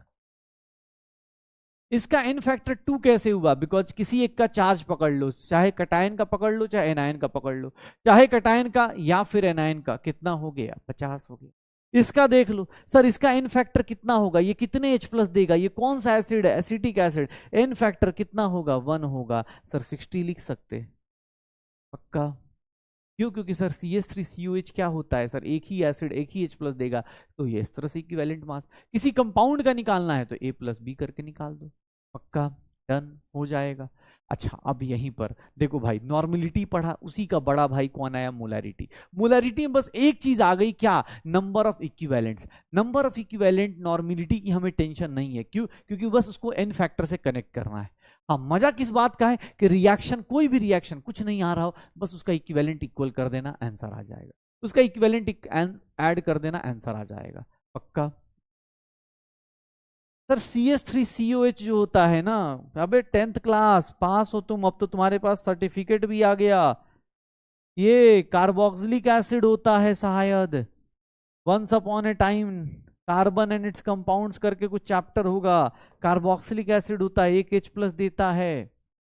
हाँ, -2 क्यों लेगा भाई, किसी का चार्ज, कल चार्ज के आगे मॉड लगाया था भाई, कल नोट्स पढ़ा था, चार्ज के आगे मॉड लगाया था मैंने, ऐसे तो हर एक चीज पे आ जाएगा। हम लोग कभी भी मॉड लगा के बात करते हैं, मास निगेटिव नहीं होता, निगेटिव मास नहीं आता है, ठीक है। चलो ये देखो, तो नॉर्मलिटी और मोलैरिटी दो चीजें हमने करी। अब दो चीजों पे एक और नया कॉन्सेप्ट क्या है, ध्यान सुनना भाई, नया कॉन्सेप्ट और क्या है। अरे ठीक है ना भाई, समर वेकेशन नहीं मिलती बेटा यहाँ, यहाँ 11th क्लास को एक ही जगह एक ही टाइम पे ब्रेक मिलेगा, वो होगा फरवरी का टाइम। फरवरी से लेके मार्च आराम से ब्रेक मिलेगा, जब स्कूल के एग्जाम्स चल रहे होंगे। एक फिर 1 अप्रैल से चालू होता है, ठीक है, फरवरी से मार्च तक ब्रेक चलता है। एक बहुत खतरनाक कॉन्सेप्ट पढ़ा रहा हूं, थोड़ा पकड़ना संभालना अपने आप को। किसी सॉल्यूशन को डाइल्यूट कर दें या फिर उसको कॉन्सेंट्रेट कर दें, ध्यान से देखना, डाइल्यूशन या कॉन्सेंट्रेशन। अगर मैं किसी सॉल्यूशन को डाइल्यूट करता हूं या किसी सॉल्यूशन को कॉन्सेंट्रेट करता हूं, पीओएसी की जरूरत हमें नहीं पड़ती। अगर कोई मॉड्यूल पढ़ रहा है तो उसमें एक पीओएसी करके एक टॉपिक दिया हुआ है, वो आज के टाइम पे हमें जरूरत नहीं पड़ती। आप स्टोइशियोमेट्री जानते हो तो स्टोइशियोमेट्री से ही काम हो जाएगा, पीओएसी पुराने जमाने का कॉन्सेप्ट था, हो जाएगा। सुनना, डाइल्यूशन किसको बोलते हैं, याद करो। बचपन में, बचपन मतलब अभी तुम्हारा बचपन बस बेटा निकल गया, आप समझो तो, क्योंकि अब तुम्हें पता चल रहा होगा कि तुमने साइंस ले लिया है, ठीक है। अब साइंस क्या करने वाला है तुम्हें धीरे धीरे रियलाइज हो रहा होगा। लेकिन हाँ, जब बचपन में, जब गर्मी की छुट्टियां होती थी, जब ये पुरानी बातें हो गई, तो बचपन में जब गर्मी की छुट्टियां होती थी तो आप घर पे या किसी के घर पे जाके जब टैंक का सॉल्यूशन बनाते थे, जब टैंक का सॉल्यूशन या रसना या रूह अफ़ज़ा कुछ बनाते थे, तो होता क्या था, मान लो कोई अच्छा दोस्त आ गया, तो आप क्या करते थे, क्या क्या करते थे कि भाई अब रसना तो खत्म हो गया या टैंक खत्म हो गया, तो एक काम करते हैं, पानी डाल देते हैं, थोड़ा पिला देते हैं, पानी डाल देते थोड़ा पिला देते हैं। तो डाइल्यूशन किसको बोलते हैं, तो डाइल्यूशन बोलते हैं एडिशन ऑफ सॉल्वेंट को। ध्यान सुनना, क्या बोल रहा हूं, एडिशन ऑफ सॉल्वेंट को क्या बोलते हैं, सॉल्वेंट को ऐड करने को क्या बोलते हैं, डाइल्यूट करना। दोस्त अच्छा होगा तो उसको क्या करते थे, डाइल्यूट कर देते थे कि चल भाई तू भी पी ले, एक गिलास को ही आधा आधा गिलास बना लेते, पिला देते, डाइल्यूट कर देते थे, यही होता था। नहीं तो कॉन्सेंट्रेशन अच्छा उल्टा हो जाए, ऐसा आदमी जिसको पिलाने का मन ना हो, तो आदमी क्या करता था, जानबूझ के आदमी क्या करता था, भाई अगर कुछ कर रहे तो क्या करेंगे, जानबूझ के गिरा देंगे, हटा इसको नहीं देना, पानी खत्म हो गया, कहां से, नहीं भाई बन नहीं सकता। मान लो कोई दोस्त ऐसा आ गया जो होता है ना, ज्यादा उंगली कर रहा हो, या जिसके घर वाले एग्जाम्पल देते हो, मन नहीं कर रहा उसको पिलाने का, तो क्या करेंगे, कुछ नहीं, पानी ले, पानी ही खत्म हो गया यार, अब क्या करें, ठीक है ऐसे पी लेते। हाँ, तो इसको कॉन्सेंट्रेशन मतलब क्या हो गया, रिमूवल ऑफ सॉल्वेंट। डाइल्यूट करना मतलब सर आप सॉल्वेंट ऐड कर रहे हैं। ये सारी जो चीजें हैं अपनी जिंदगी की, हम लोगों ने सॉल्यूट को ऐड करना, addition of solvent, removal of solvent. मैंने एक बात बोली, सॉल्वेंट के साथ ही गेम खेलोगे, मतलब एक चीज कांस्टेंट है, क्या sir, number of moles of solute क्या रहेगा, number of moles of solute क्या रहेगा, कांस्टेंट रहेगा। Number of moles of solute क्या रहेगा, कांस्टेंट रहेगा। Number of moles of solute क्या रहेगा, कांस्टेंट रहेगा। एक्स्ट्रा पैकेट ऑफ टैंक अच्छे आदमी के लिए यूज करते थे भाई, ठीक है, वो अच्छा दोस्त होता था जो हमारे साथ साथ हमारी बदमाशियों में साथ देता था। अब वो दोस्त दोस्त नहीं रहा। हाँ, ऐसे दोस्त को हम थोड़ी ना पसंद करते हैं जो आके तुम्हें बोलता हो, मान लो तुम्हारी क्लास में मान लो एक दोस्त आया और घर में घर वाले सब बैठे हुए जाके बोले, ए भाई एनसीईआरटी का ये क्वेश्चन हुआ, तूने मॉड्यूल किया क्या। ऐसे दोस्त को तुम लगता है तुम पिलाओगे कुछ, हाँ बाहर लेके तुम्हें पता है उसके साथ क्या करना है, ठीक है। हाँ, ऐसे दोस्त को नहीं पिलाते थे हम लोग, ठीक है। Number of moles of solvent क्या रहता था, number of moles of solute क्या रहेगा, कांस्टेंट। अच्छा ये बताओ, ये मैं ऐसा लिख सकता हूं,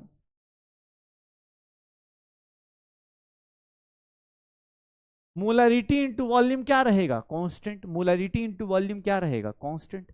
पक्का, मोलरिटी इंटू मोलर, उसको सांप, उसको दोस्त नहीं बोलते, उसको सांप बोलते हैं बेटा। वैसे दोस्तों को सांप बोलते हैं, मैं तो ऐसे नंबर सेव करता हूँ, ऐसे दोस्तों का नाम सांप रख दो, ठीक है, सांप रख दो। जो खासकर आके बताते थे ना, मैं, मेरा एक दो सब्जेक्ट मेरा 9th तक बहुत वीक था, 9th तक ना मुझे एसएसटी ज़्यादा पसंद नहीं आती थी अपने टाइम पे। 10th में मजबूरी में पढ़ लिया और इंटरेस्ट आ गया तो पढ़ लिया। 9th तक एक दोस्त था मेरा बड़ा अच्छा, वो जब आए वो ये नहीं पूछता था मैथ साइंस में कितने मार्क्स आ रहे, जान मुझ के पूछा था, आंटी इसके ना एसएसटी के मार्क्स पूछ लो, तो मैं भी कुछ नहीं। हाँ, वैसे लोग आदमी क्या करता था, घर पे बुलाते ही नहीं थे, घर के बाहर से मैं निकालता था उसको, मतलब वो भी ऐसे होता ना, वो भी ऐसे ही था भाई, घुस ही जाता था, ठीक है। हाँ, होते हैं कुछ दोस्त होते हैं भाई, सांप नाम, अभी तक मैंने उसका नाम सांप रख रखा है, ठीक है। उसको जब भी मिलता है मैं उसको बोलता हूँ तू सांप ही रहा जिंदगी भर, क्या हाँ, देखो अपने पास, ये देखो मोलरिटी इनटू, सर ये कहां से आया? Number of moles of solute क्या लिख सकते? अरे भैया तुम यहां पर ये भी number of moles of solute जैसे कांस्टेंट है, वैसे ही तुम क्या लिख सकते हो? नंबर ऑफ इक्विवेलेंट्स क्या रहेंगे सॉल्वेंट के? कांस्टेंट रहेंगे। क्यों? क्योंकि तुमने सिर्फ और सिर्फ क्या डाला है? तुमने सिर्फ और सिर्फ सॉल्वेंट डाला है भाई साहब। तो तुम क्या बोल सकते हो कि सर जो काम ये करेगा वही काम, मोलरिटी जो काम करेगा वही काम हमारा नॉर्मलिटी करेगा, जो काम मोलरिटी करेगा वही काम नॉर्मलिटी कर देगा। एक बात बताओ, एक बात बताओ, एक बात बताओ, एक बेसिक मैथ शायद सबने पढ़ लिया है, आई थिंक सबको पता चल गया, ग्राफ और आप पढ़ चुके हो। दो लोगों का मल्टीप्लीकेशन अगर कांस्टेंट है, अगर x इंटू वाई कांस्टेंट है, अगर x इंटू वाई कांस्टेंट है, तो क्या इसका ग्राफ आप लोग बना सकते हो? इसको रेक्टेंगुलर हाइपरबोला बोलते हैं। क्या आप लोग ये बना सकते हो? बता दो, नहीं तो फिर कोई बात नहीं, इसको बाद में कर लेंगे, मुझे कोई दिक्कत नहीं। ये देख लो, ये देख लो, अगर मोलरिटी और वॉल्यूम का ग्राफ खींचूं, दो लोगों का मल्टीप्लीकेशन अगर कांस्टेंट होता है तो एक को बढ़ाते हैं तो दूसरा क्या हो जाता है? डिक्रीज कर जाता है। क्यों? क्योंकि सर कांस्टेंट रखना है। मान लो मैंने ऐसे बोल दिया कि 10 इंटू 4 ये 40 रहेगा, ये कांस्टेंट है। तुम इसमें से इसको क्या करोगे? अगर 2 कर दोगे, ये 40 ही रहना है बेटा, चेंज नहीं होना, 40 रहेगा, कांस्टेंट रहेगा। तो सो अगर आपने इसको 2 से डिवाइड कर दिया, इसको डिक्रीज किया, तो ये पता है ये क्या हो जाएगा? 2 से मल्टीप्लाई हो जाएगा। अगर आपने इसको 2 से डिवाइड किया तो ये 2 से मल्टीप्लाई हो जाएगा। क्यों? ताकि ये मल्टीप्लीकेशन क्या रहे? कांस्टेंट रहे। ये मल्टीप्लीकेशन क्या रहे? कांस्टेंट रहे। तो ये जो होता है इसी को बोलते हैं इनवर्स रिलेशन। इनवर्स रिलेशन, ये रेक्टेंगुलर हाइपरबोला बनता है, ये रेक्टेंगुलर हाइपरबोला बनता है। ध्यान से देखिएगा, ये देखिए नॉर्मलिटी का भी वॉल्यूम के साथ ग्राफ बनाओगे तो ये ऐसे करके ही फ्लक्चुएट करेगा। ग्राफ ऐसे फ्लक्चुएट, मतलब वॉल्यूम बढ़ाओगे, वॉल्यूम बढ़ाओगे नॉर्मलिटी डिक्रीज होगी, नॉर्मलिटी बढ़ाओगे वॉल्यूम कम हो जाएगा, कोई ना कोई एक चीज ऊपर नीचे हो जाएगी। हाँ, अरे इसका मतलब ये है, ध्यान सुन, ये देख, ये देख, ये देख कैसे कांस्टेंट हुआ। ये देख, मान ले भाई तूने अपना सॉल्यूशन m1, v1 बनाया था। तुमने देखा दोस्त आ रहा है, अच्छा दोस्त है, तुमने कंटेनर बड़ा कर दिया। तुमने बोला दोस्त अच्छा है, इसको क्या कर देता हूं? डाइल्यूट कर देता हूं, इसको डाइल्यूट कर देता हूं, m2 और v2। तो तुम एक बात बताओ, यहां से यहां गए, डाइल्यूशन कर रहे हो, सॉल्वेंट ऐड कर रहे हो। सर यहां से यहां गए, सॉल्वेंट ऐड कर रहे हो। सर पहले number of moles of solvent कितना था? सॉल्यूट कितना था? m1 v1। बाद में कितना हो जाएगा? m2 v2। कैसे आया अभी आपको पता चल जाएगा। नॉर्मलिटी करते थे, हाँ ये देख लो, ये करते थे। सर इधर से इधर जाने को क्या बोलेंगे? वॉल्यूम बढ़ रहा है तो इधर से इधर जाने को डाइल्यूशन बोलेंगे। और इसके अपोजिट हो जाए, दुश्मन आदमी अपने पास आ रहा हो, तो तुम्हें भी पता है कॉन्सेंट्रेशन। कॉन्सेंट्रेशन, ठीक है, कॉन्सेंट्रेशन। इधर से जाते टाइम डाइल्यूट हो रहा है तो उधर से आते टाइम क्या हो जाएगा? Concentrate. m1 v1 is equals to m2 v2। क्यों? क्योंकि बेटा जितना इधर मोल्स ऑफ सॉल्यूट है उतना ही इधर होगा। तो सर मोल्स ऑफ सॉल्यूट इधर कितना होगा? m into v. इधर कितना होगा? m into v. देखो m1 v1 is equals to m2 v2 आ गया। अरे भैया ये देख लो, अरे नॉर्मलिटी की भी बात करोगे तो नॉर्मलिटी भी क्या होगा? एक काम कर, दोनों साइड n फैक्टर से मल्टीप्लाई कर दे, ये ले।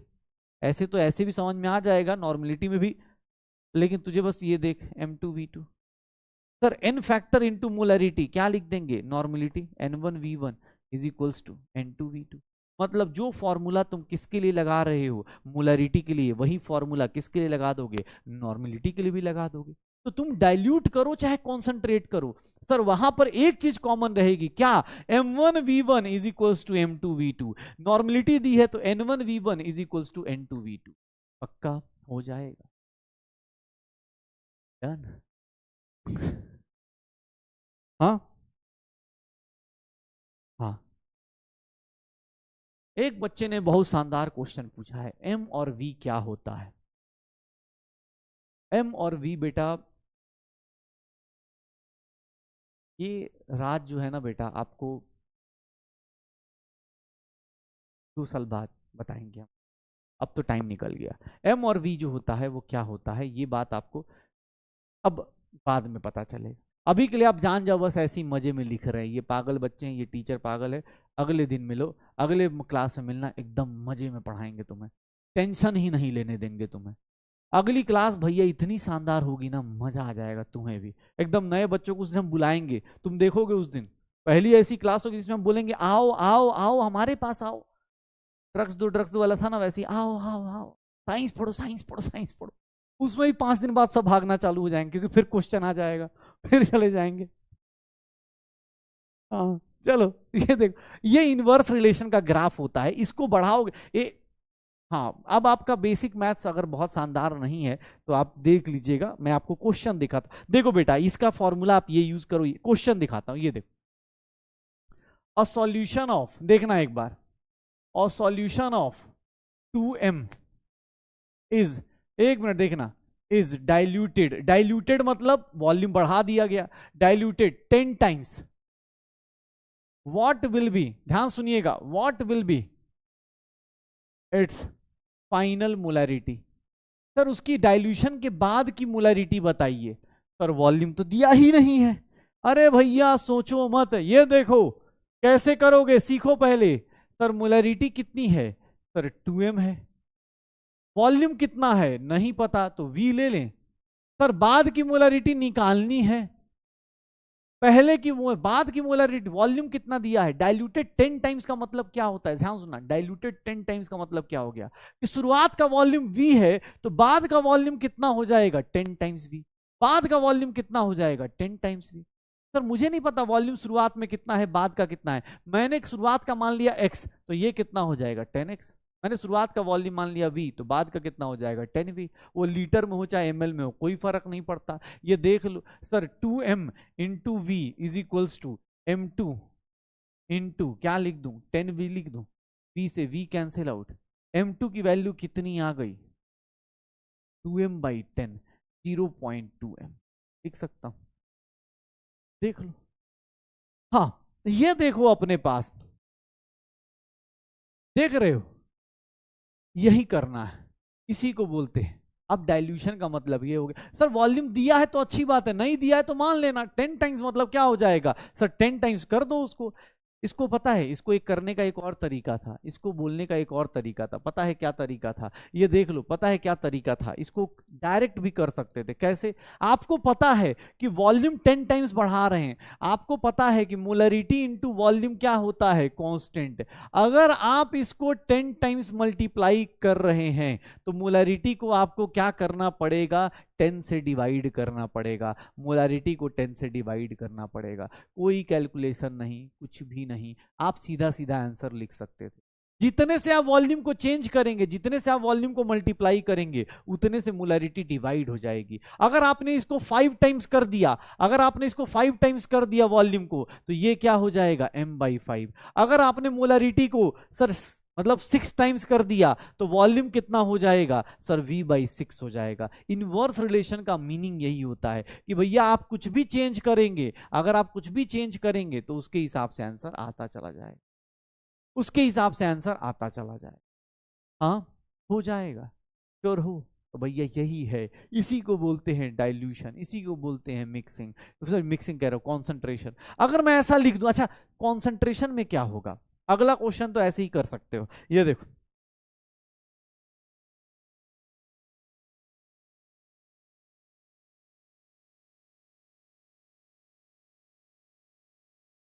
अगर मैं इसको कॉन्सेंट्रेट कर दूं, 100 टाइम्स कॉन्सेंट्रेट कर दूं, मतलब वॉल्यूम क्या करूं, डिक्रीज करूं, sir what will be its final molarity. उसकी फाइनल मोलैरिटी क्या होगी, सर उसकी फाइनल मोलैरिटी क्या होगी, बेटा अगर लिख के करना चाहते हो लिख के कर लो। कॉन्सेंट्रेशन का मतलब होता है वॉल्यूम को डिक्रीज करना, सॉल्वेंट को हटा देना, सॉल्वेंट हटा दिया, क्या होगा, सर सॉल्वेंट हटा दिया, देख लो m1 की वैल्यू 0.02m, वॉल्यूम कितना ले लूं v, सर बाद का वॉल्यूम कितना होगा, सर v/100, क्योंकि कॉन्सेंट्रेट किया मतलब रिमूव करा, m2 की वैल्यू निकालनी है।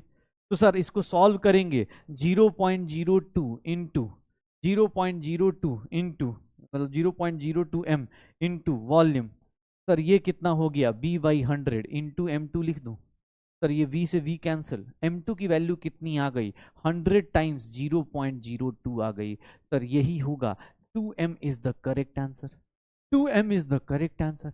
भैया मैं इतना क्यों करूंगा यार, ऐसे ही निकाल सकता हूं। अगर बेसिक मैथ अगर हमें आता है तो मुझे ऐसे ही पता चल रहा है, हाँ ऐसे ही पता चल रहा है कि वॉल्यूम को 100 टाइम्स कम कर रहे हो। मोलैरिटी सीधा सीधा भैया मुस्कुराते हुए फाइनल मोलैरिटी कितना कर दोगे सर, 100 टाइम्स ज्यादा कर देना। वॉल्यूम कम कर रहे हो तो 100 टाइम्स ये ज्यादा कर देना। एक लाइन में आ गया, एक लाइन में आ गया सीधा।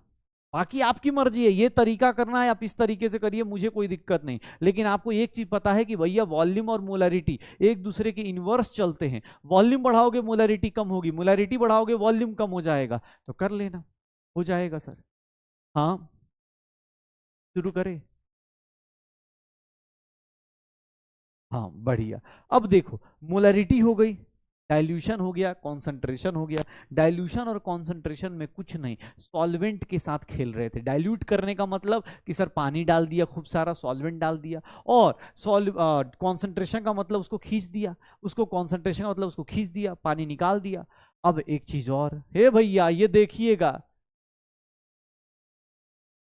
इसको बोलते हैं मिक्सिंग। मिक्सिंग का मतलब क्या होता है, मिक्सिंग का मतलब क्या होता है, ध्यान सुनिएगा। मिक्स जब करेंगे मतलब ये देखिएगा, एक सॉल्यूशन है जिसको M1V1, इसको मिक्स कर दिया गया इसके साथ M2V2। इन दोनों को लाके मिक्स कर दिया हमने इस कंटेनर में, इन दोनों को लाके हमने मिक्स कर दिया इस कंटेनर में।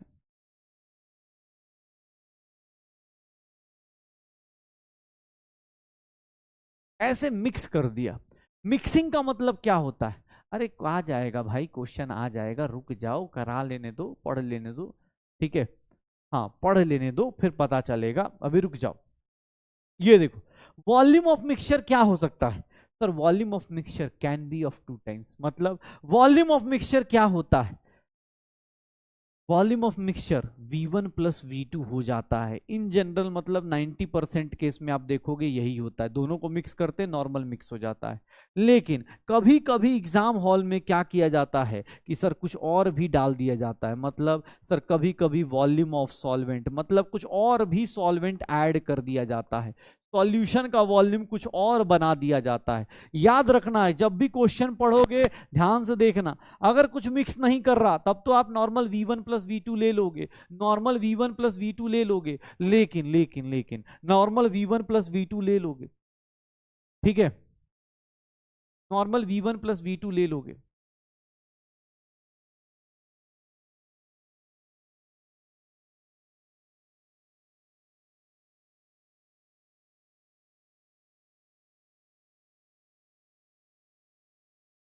नॉर्मल V1 प्लस V2 ले लोगे, ठीक है। लेकिन अगर पानी वानी मिक्स कर दिया, ठीक है, हाँ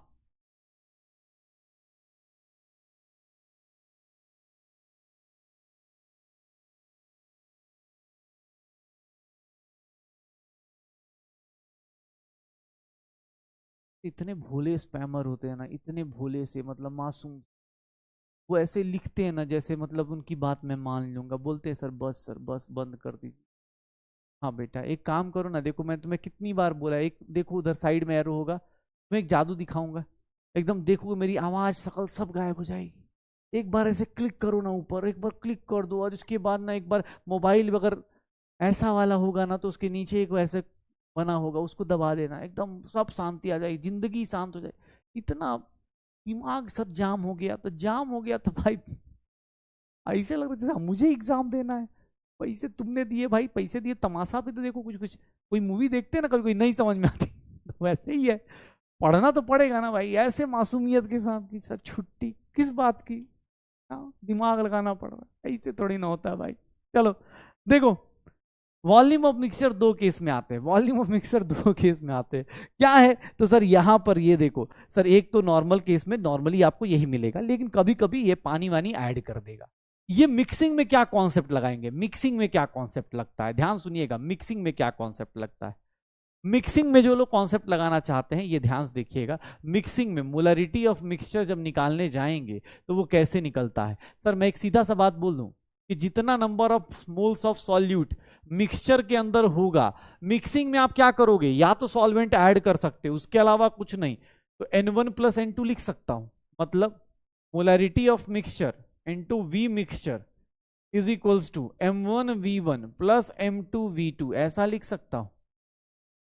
sir what is molarity of mixture?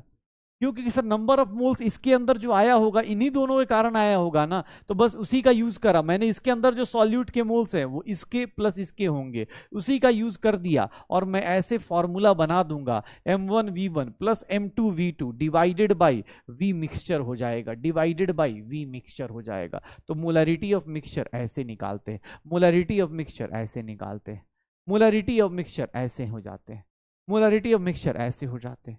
हाँ, मोलैरिटी ऑफ मिक्सचर ऐसा हो जाता है, निकाल दोगे। ध्यान से क्वेश्चन जब पढ़ोगे ना तो पता चल जाएगा कब V1 प्लस V2 लेना है, कब V1 प्लस V2 लेना है और कब क्या करना है, ये आपको पता चल जाएगा। अभी क्वेश्चन दूंगा आपको पता चल जाएगा। लेकिन याद रखना एक चीज और, अभी जब आप क्वेश्चन या मॉड्यूल देखोगे तो वहां पर एसिड प्लस बेस दिया होगा, उस क्वेश्चन को बेटा अभी नहीं करना है। अभी करोगे तो आपसे गलत होने के पूरे चांस है। उस क्वेश्चन को हम लोग करेंगे लेकिन वो अभी नहीं करेंगे, जब हम आगे वाले चैप्टर्स करेंगे, मतलब थर्मोडायनेमिक्स के बाद चैप्टर्स करेंगे वहां पर करेंगे। जो लोग भी मॉड्यूल सॉल्व कर रहे हैं वो लोग खासकर ध्यान रखेंगे, अगर नहीं तो सॉल्यूशन में दे दूंगा, आप वहां समझ जाना, लेकिन कोशिश करना उसको अभी नहीं करना है, ठीक है। हाँ, क्योंकि अभी आप सिंपल मिक्सिंग सीखो, सिंपल मिक्सिंग, बाद में एसिड और बेस की मिक्सिंग सीखेंगे, एसिड और बेस की मिक्सिंग सीखेंगे, लेकिन अभी सिंपल मिक्सिंग जान जाओ, सिंपल मिक्सिंग जान जाओ। हाँ यार ये सिंपल मिक्सिंग होता है, मोलैरिटी ऑफ मिक्सचर ऐसा होता है। क्वेश्चन देखना, जैसे मैं तुम्हें ये क्वेश्चन दे रहा हूं, ध्यान सुनिएगा, ये क्वेश्चन दे रहा हूं, a solution is, actually DPP में तो नहीं मिलेगा बट मॉड्यूल में मिल जाएगा, क्योंकि मॉड्यूल अगले 2 साल के लिए होता है। Solution is formed by mixing 200 ml of 0.2 m HCl and 300 ml of 0.3 m. What will be its molarity of mixture? Mixture की मोलैरिटी क्या होगी? चलो कैलकुलेट करो, मिक्सचर की मोलैरिटी क्या होगी, मिक्सचर की मोलैरिटी क्या होगी, मिक्सचर की मोलैरिटी क्या होगी? ठीक है, कोई बात नहीं, अरे स्पैमर्स को छोड़ दो यार, कोई बात नहीं, आए हुए हैं जाने दो, तुम लोग पढ़ाई करो चुपचाप, मेरा काम, मेरे पास ऑप्शन नहीं है कि उनके मैसेज मैं ना देख पाऊँ, ठीक है, तो कोई दिक्कत नहीं, तुम्हारे पास ऑप्शन है, तुम चैट सेक्शन ऑफ कर लो बेटा, ठीक है, क्योंकि आए हैं कुछ लोग, ठीक है, और वो भी गलत दिन आ गए हैं। हाँ मंडे को आइए, मंडे को आपका स्वागत रहेगा, मंडे को बाबा फिर से मिलेंगे आपको, फिर उस दिन कोई न्यूमेरिकल नहीं, मंडे ट्यूसडे वेडनेसडे कोई न्यूमेरिकल नहीं जल्दी मिलेगा। ये देख मोलैरिटी ऑफ मिक्सचर निकालना है भैया, कुछ नहीं करेंगे, ये देखो सिंपल सिंपल है, M1V1 प्लस M2V2 करेंगे।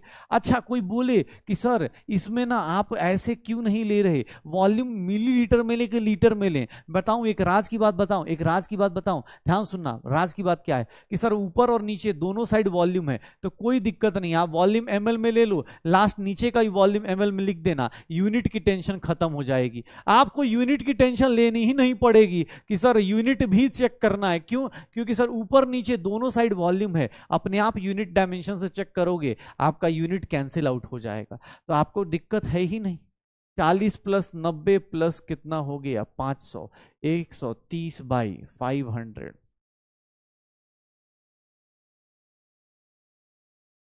इसकी मोलैरिटी कितनी हो गई 0.26 m हो गई, 0.26 m हो गई। वॉल्यूम सर आप कोई बोले ml में लिया, सर लीटर में ले लो लीटर से, कोई दिक्कत नहीं, लेकिन बेटा दोनों साइड ऊपर नीचे वॉल्यूम सेम सेम रख देना, सेम यूनिट का रख देना। आप बेसिक यूनिट डायमेंशन पढ़ चुके हो, आपको पता है ऊपर नीचे का यूनिट सेम है, कोई फर्क नहीं पड़ता, कैंसिल आउट हो जाएगा, कैंसिल आउट हो जाएगा। लेकिन अच्छा चलो एक क्वेश्चन देखना, एक क्वेश्चन देखो कैसे करा रहा हूं, ये क्वेश्चन देखिएगा, ये क्वेश्चन देखिएगा, ये क्वेश्चन क्या होगा, ये क्वेश्चन देखिए क्या बोला जा रहा है, ये देखिएगा, calculate calculate molarity of mixture, ध्यान से देखिएगा, calculate molarity of mixture formed by mixing 200 ml of 0.2 m HCl and 300 ml of, ध्यान से देखिएगा, 300 ml of 0.3 m HCl and the volume of solution, ध्यान से देखिएगा, वॉल्यूम ऑफ सॉल्यूशन इज,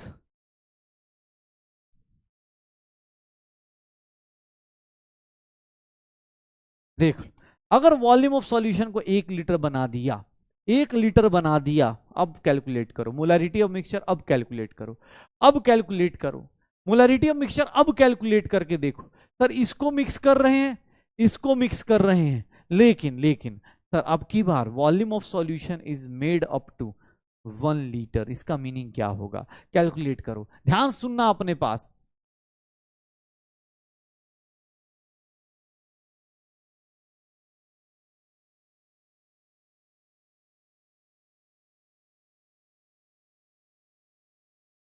क्या होगा, क्या होगा? अब देख लो क्या करेंगे, अब क्या करेंगे सर, मोलैरिटी ऑफ मिक्सचर अभी भी वैसे ही निकालेंगे। बस ये ध्यान रखिएगा कि अब की बार V1 प्लस V2 नहीं लिखेंगे, अब की बार क्या लिख देंगे, वॉल्यूम ऑफ मिक्सचर, क्योंकि बोल रहा है solution is made up to 1 litre. तो ये देखो ना बेटा क्या होगा, M1 की वैल्यू कितनी है, 0.3, सॉरी 200 इंटू 0.2, देखो मैंने ऊपर ml लिया है, तो नीचे भी मेरी मजबूरी है कि ml ही लेना पड़ेगा, 1 लीटर नहीं लूंगा, 1000 लूंगा, क्योंकि आपको ऊपर नीचे का यूनिट सेम रखना है। ये 40 हो गया, ये 90 हो गया, डिवाइड बाई 1000 हो गया, सर 130 बाई 1000 हो गया, 0 से 0, 0.13 आ गया, 0.13 आ गया, 0.13 आ गया। बस ध्यान रखना कि भैया वॉल्यूम ऑफ सॉल्यूशन बोल दिया तो मतलब ये वाला वॉल्यूम लेना है, पहले वाले में कुछ नहीं बोला तो सिंपल मिक्सिंग करनी है, सिंपल मिक्सिंग करनी है। अगर एसिड बेस आ जाए ना तो एसिड बेस के बीच में रिएक्शन होती है, इसलिए मना किया, एसिड बेस की रिएक्शन होती है इसलिए मना किया। अभी आपको एसिड बेस की रिएक्शंस नहीं पता है तो आप एसिड बेस की रिएक्शंस को क्वेश्चंस नहीं कर पाओगे, ठीक है। तो अभी आप सिंपल मिक्सिंग जान जाओ, एसिड बेस की मिक्सिंग कराऊंगा आपको, इक्विलिब्रियम करके एक चैप्टर आएगा, आयनिक इक्विलिब्रियम करके एक चैप्टर आएगा, वहां एसिड बेस की मिक्सिंग कराऊंगा, टेंशन मत लो, वहां पर फिर ये सब चीजें फिर से रिपीट होंगी और वहां पर फिर मजे लिए जाएंगे, ठीक है।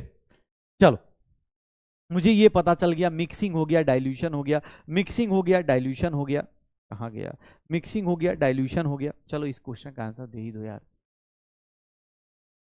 अरे क्वेश्चन ये लो, इस क्वेश्चन का आंसर दो, क्या होगा, इस क्वेश्चन का आंसर दो, क्या होगा, इस क्वेश्चन का आंसर दीजिए, क्या होगा।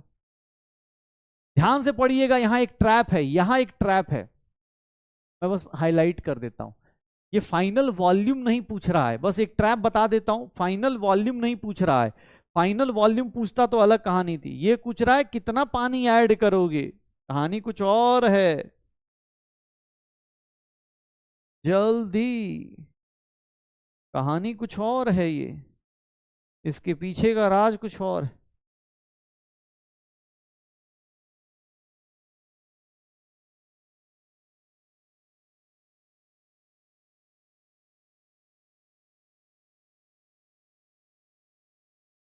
क्या होगा,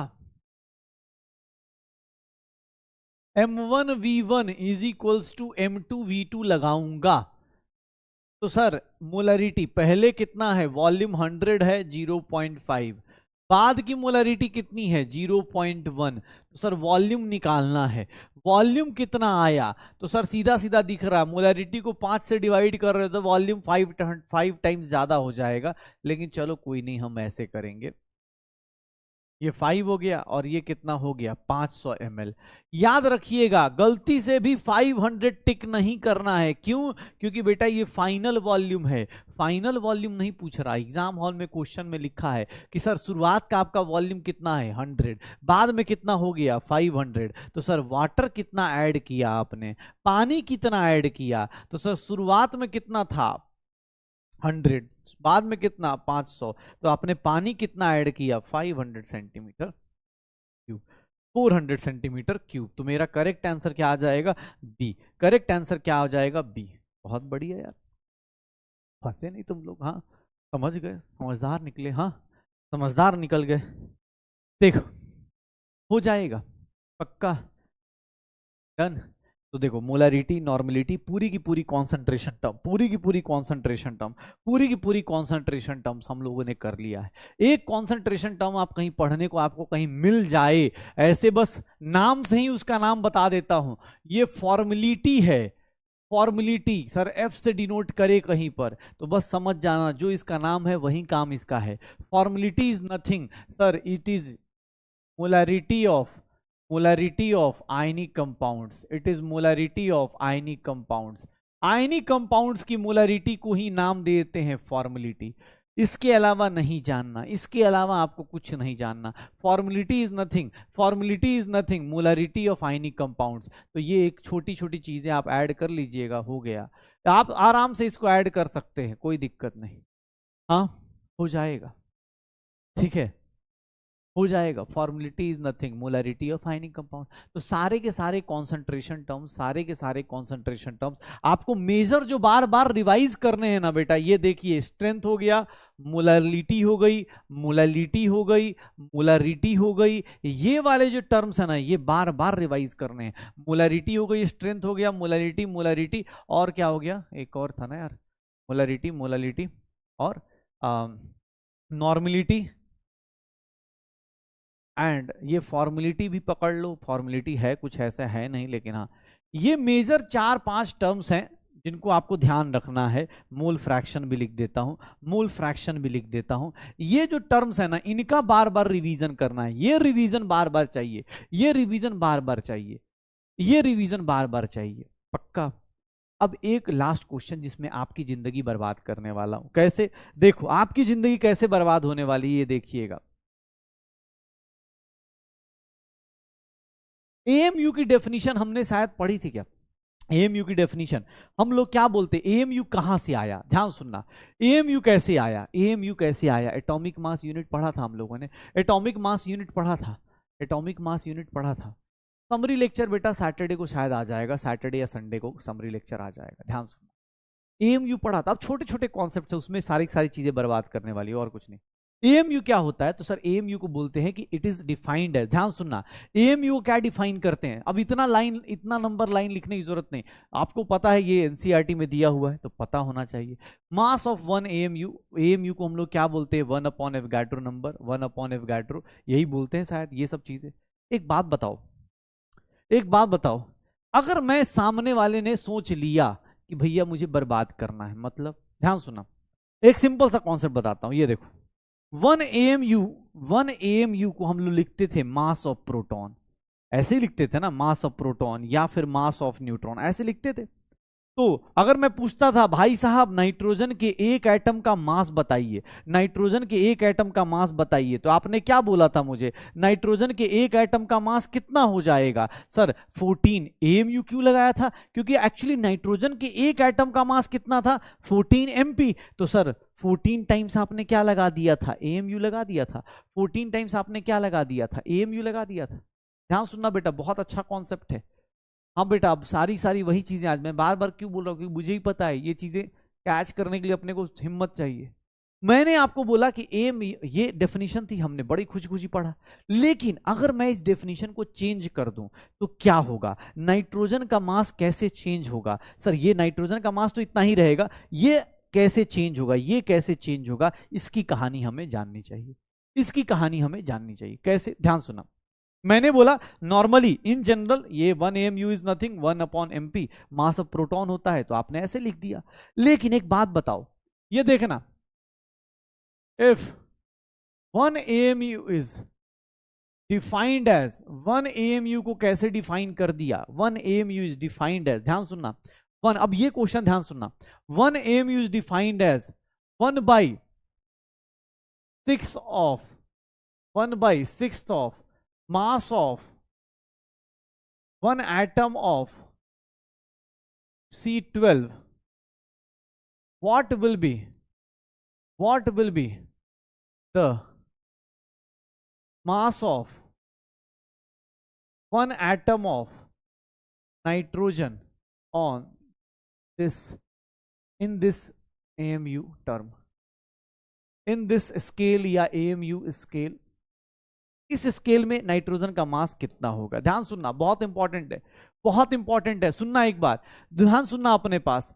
अगर मैंने क्वेश्चन में ऐसा लिख दिया, क्योंकि साइंस है भैया, तो साइंस कुछ भी पॉसिबिलिटी के साथ आ सकता है। साइंस में क्या होता है भाई, अपने अपने तरीके हैं। किसने बोला सर मेरी मर्जी, मान लो रात के 8 बजते बजते क्या हो सकता है भाई, इंडिया में कुछ भी हो सकता है। मैं रात के 8 बजे अनाउंस कर दूं कि आज से एएमयू ऐसे नहीं पढ़ेंगे, 1/12 नहीं पढ़ेंगे, आज से रात के 8 बजे से ये लीगल टेंडर नहीं रहेगा। तो भैया तुम क्या करोगे, तुम्हें ऑब्वियस है तुम्हें चेंज करना पड़ेगा। तुम बोलोगे सर मेरी मर्जी, मैं अपने हिसाब से चलूंगा, 1/6 कर दिया। 1/6 करने से क्या फायदा और क्या लॉस होने वाला है, ध्यान सुनिएगा। पहली चीज, 1 AMU की डेफिनेशन गड़बड़ हो जाएगी। कैसे? 1 AMU जो पहले आता था एक मास ऑफ प्रोटॉन ना, वो अब नहीं आएगा। 1 AMU क्या हो गया, 1/6 मास ऑफ, ध्यान सुनिएगा, 1 एटम ऑफ T12। एक बात बताओ, मास ऑफ 1 एटम मतलब 12 टाइम्स। कार्बन के एटम में कितने मास ऑफ प्रोटॉन होंगे, 12 प्रोटॉन है, न्यूट्रॉन प्रोटॉन मिला के 12, तो 12 इंटू 12 MP। ये देख लो, अब अपने पास 1 AMU की वैल्यू किसके इक्वल हो गई, 2 MP के इक्वल हो गई। अब 1 AMU पहले वाला AMU नहीं रहा, अब 1 AMU पहले वाला AMU नहीं रहा, मतलब सर नाइट्रोजन का atom, mass of 1 atom of nitrogen जो होगा, mass of 1 atom of nitrogen जो होगा सर 14 टाइम्स MP था। आज उसको हम 14 AMU अब नहीं बोल सकते। क्यों? क्योंकि अब इसलिए नहीं बोल पाएंगे क्योंकि सर एक AMU अब 2 MP के बराबर है, तो इसको मैं लिख सकता हूं 7 इंटू 2 MP, और ये कितना बराबर होगा, 7 AMU के बराबर हो जाएगा according to this new definition. अगर आपने नई डेफिनेशन अप्लाई कर दी,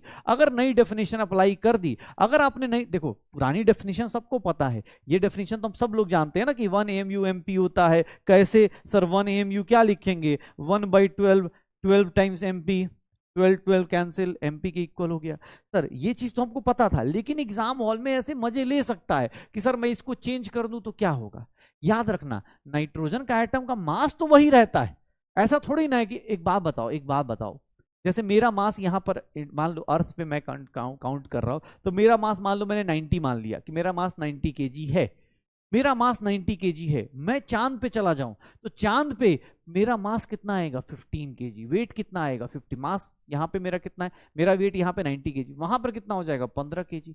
क्या मैं पतला दुबला हो जाऊंगा, क्या मैं सिकुड़ जाऊंगा, नहीं ना भाई।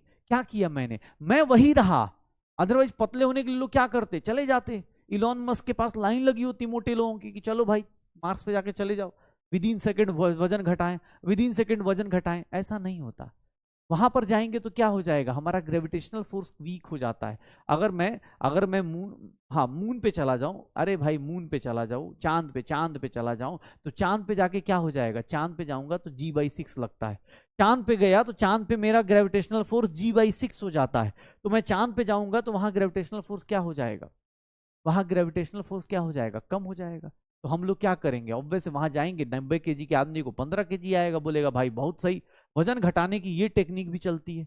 हाँ, ध्यान से देखना, अपने पास वजन घटाने का ये टेक्निक नहीं वैलिड होता। अब ध्यान से देखना अपने पास, यहां पर हम लोग क्या कर रहे हैं, हमने बोला कि एटम ऑफ नाइट्रोजन का मास ये तो फिक्स रहेगा, ये थोड़े ना चलेगा। हाँ, मेजरमेंट आपने चेंज कर दिया, आपने मेजरमेंट अब क्या कर दिया, 1 AMU को क्या लिख दोगे, 2 MP। 1 AMU को क्या लिख दोगे, 2 MP। तो भैया सर आप अभी तक 14 MP को 14 AMU लिख देते थे, लेकिन अब 14 MP को नहीं लिख पाओगे, आप 2 MP को क्या लिखोगे, AMU लिखोगे। तो ऑब्वियस आपको कैसे डील करना पड़ेगा, ऐसे डील करना पड़ेगा।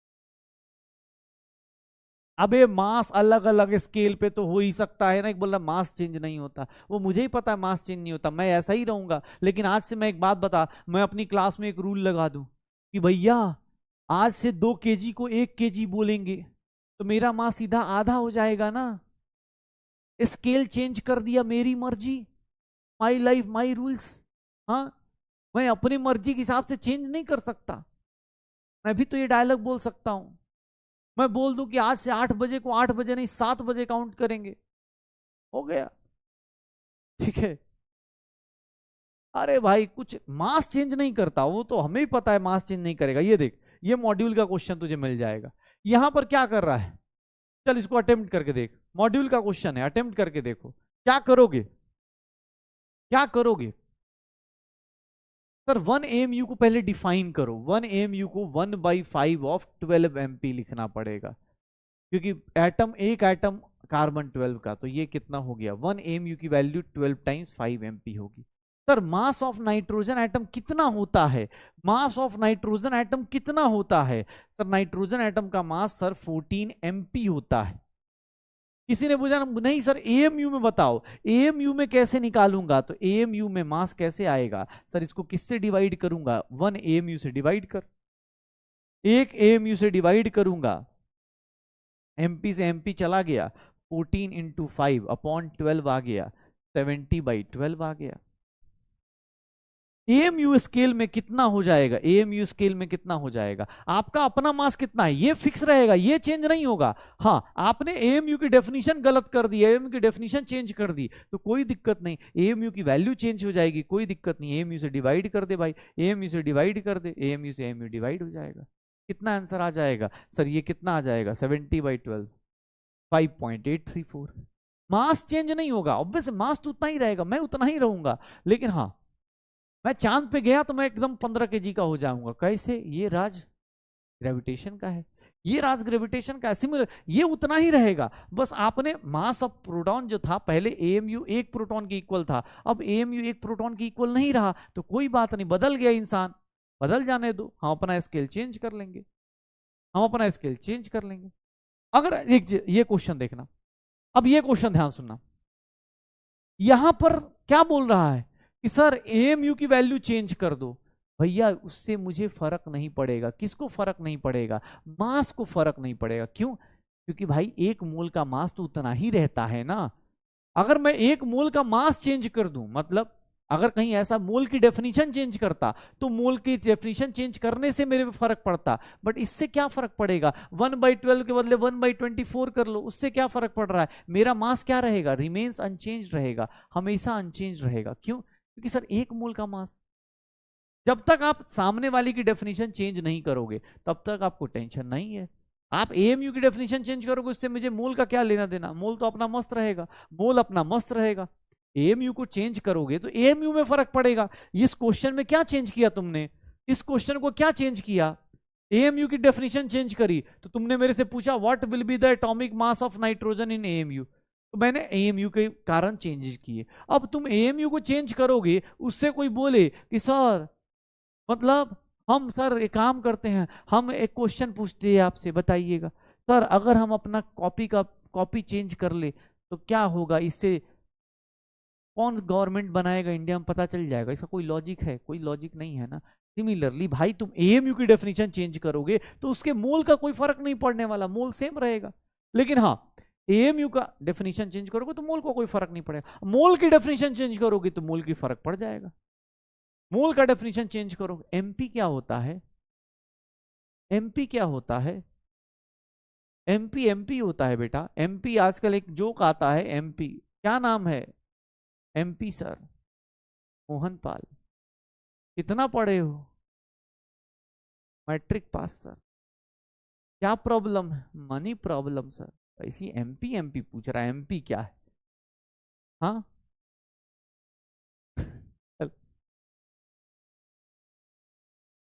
मन लगा के पढ़ लो, MP से पढ़ लो, मन लगा के पढ़ लो, नहीं तो मास्टर पीटेगा भी। क्या करना है? MP मन लगा के पढ़ना है, नहीं तो मास्टर पीटेगा भी। ठीक है? MP। चलो देखो अपने पास, ये देख, ये क्वेश्चन, अब ये सब भाई, ये सब जो क्वेश्चन आए तो मैंने पहले ही बोला ना भाई, अपने पास चीजें अपनी अलग अलग होंगी। ये देखो ये देखो, अगर ये क्वेश्चन आया हुआ क्वेश्चन, अब देखना यहां पर एवोगाड्रो नंबर की वैल्यू ही चेंज कर दी, मतलब मोल की डेफिनेशन ही चेंज कर दी। मोल बोल रहा मैं मोल इसको काउंट नहीं करूंगा, आज से मोल इसको काउंट नहीं करूंगा, इसको काउंट करूंगा। तो क्या फर्क पड़ेगा बताओ? किस पे फर्क पड़ेगा? अगर तुमने मोल की वैल्यू चेंज कर दी तो किसको फर्क पड़ेगा? सबसे पहली चीज किसको फर्क पड़ेगा भैया? एक मोल के मास को। क्यों? क्योंकि जो मास आपका पहले था वो अब मास नहीं रहेगा, क्योंकि आप पहले किसको काउंट कर रहे थे? किसको काउंट कर रहे थे? हाँ किसको काउंट कर रहे थे? पहले आप किसको काउंट कर रहे थे? मान लो एक सिंपल चीज सोचो, कैसे फर्क पड़ा ये देख भाई। तू पहले तू क्या कर रहा था, इतने एटम्स ले रहा था भाई, इतने एटम्स ऑफ कार्बन का मास कितना लेते थे भाई, 12 ग्राम ये लेता था। अब तूने बोला भाई साहब आज से मैं चेंज कर दूंगा, आज से मैं इसका मास, इसको मैं क्या काउंट नहीं करूंगा, मोल काउंट नहीं करूंगा। लेकिन भाई एटम का मास तो सेम ही रहेगा ना, क्या चेंज हो जाएगा। सर तुमने क्या करा 6 पॉइंट, अब तुम बोल रहे हो नहीं सर मैं ना इसको मोल बोलूंगा, कोई बात नहीं, इसको मोल बोलना है बोल भाई तू। इसका लेकिन मास 12 ग्राम नहीं रहेगा, कितना हो जाएगा, कैलकुलेट करेगा तो 12 ग्राम नहीं रहा, अब वो कितना हो जाएगा 6.022 इंटू 10⁻20। ये देख लो 12 इंटू 10⁻³ यहां बोल सकते हैं 0.012 ग्राम। अब पुराने डेफिनेशन के हिसाब से एक मोल का मास कितना था 12 ग्राम, नई डेफिनेशन के हिसाब से, नई डेफिनेशन के हिसाब से एक मोल का मास कितना है 0.12 ग्राम। तो बेटा आपने एटम ही चेंज कर दिया तो क्या चेंज हो जाएगा, सर ये चेंज हो जाएगा, मास चेंज हो जाएगा, एक मोल का मास चेंज हो जाएगा। ये टेंशन है, ये चक्कर है अपनी जिंदगी में। तो भैया एएमयू चेंज करेंगे तो हो जाएगा, एएमयू चेंज करेंगे तो हो जाएगा। आपको कभी भी आए, कभी भी चीजें आए तो कुछ नहीं करना भैया, छोटी छोटी चीजों को ऐड करना है, छोटी छोटी चीजों को ऐड करना है। बस एक लास्ट चीज, एक लाइन का चीज, सिक्वेंशियल रिएक्शन। सिक्वेंशियल रिएक्शन क्या होता है सर, सिक्वेंशियल रिएक्शन क्या होता है, कुछ नहीं, एक रिएक्शन के बाद अगला रिएक्शन, उसके बाद अगला रिएक्शन, उसके बाद अगला रिएक्शन, सीक्वेंस में चलने को क्या बोलते हैं सीक्वेंशियल रिएक्शन। सीक्वेंस में चलने को क्या बोलते हैं सीक्वेंशियल रिएक्शन। इससे क्या फर्क पड़ेगा, कुछ फर्क नहीं पड़ेगा, बस डराने के लिए है। ये सब मॉड्यूल में दिख जाएगा तो आप डरिएगा मत। क्यों, मान लो जितना क्लोरीन यहां रिएक्ट करेगा उतना ही इधर बनेगा, फिर उतना ही ये देखो इधर का ये क्या है सर, ये रिएक्टेंट इधर प्रोडक्ट बना रहा है, ये यहां प्रोडक्ट है, यही प्रोडक्ट कहां यूज हो रहा है इस रिएक्शन में। इससे क्या बन रहा है सर, इससे ये बन रहा है, ये इसका प्रोडक्ट बना, ये फिर यहां यूज हो रहा है रिएक्टेंट के फॉर्म में। मतलब एक बंदा जो रिएक्टेंट था कभी वो किसी का प्रोडक्ट बन रहा है, कभी किसी का रिएक्टेंट बन रहा है, प्रोडक्ट रिएक्टेंट ऐसे खेल रहे हैं। इससे हमें कोई टेंशन लेने की जरूरत नहीं। जैसे आपको बेसिक स्टोइशियोमेट्री सिखाई थी ना, जैसे आपको बेसिक स्टोइशियोमेट्री सिखाई थी वैसे ही करनी है, कोई दिक्कत नहीं। सीक्वेंशियल रिएक्शन में मतलब कोई टेंशन लेना ही नहीं है। सीक्वेंशियल रिएक्शन में कुछ नहीं करना, सीक्वेंशियल रिएक्शन के केस में बस एक दूसरे का प्रोडक्ट देखना है। जैसे फॉर एग्जांपल, इसको लिखने की जरूरत नहीं, मॉड्यूल में मिल जाएगा। अब जैसे ये क्वेश्चन दिया, ये क्वेश्चन दिया, पूछ रहा है कि सर 1 मोल एसेट लेंगे, 1 मोल सल्फर का लेंगे तो कितना ग्राम SO3 बनेगा। मतलब 1 मोल एसेट लेंगे तो कितना ग्राम SO3 का बनेगा। सर S8 से SO3 डायरेक्ट बना सकते हैं क्या, नहीं ना। 1 मोल से SO3 डायरेक्ट बना सकते हैं, नहीं ना। तो सर एक काम करते हैं ना, एक काम करते हैं, एक बात बताइएगा आप लोग, इसका अगर 1 मोल लेते हैं सर SO3 डायरेक्ट नहीं बनेगा, लेकिन हाँ 8 मोल ये बन जाएगा, 8 मोल ये प्रोड्यूस होगा, 1 मोल से ये कितना प्रोड्यूस होगा 8 मोल। और अब ये देखो ध्यान से, 2SO2 plus O2 gives 2SO3।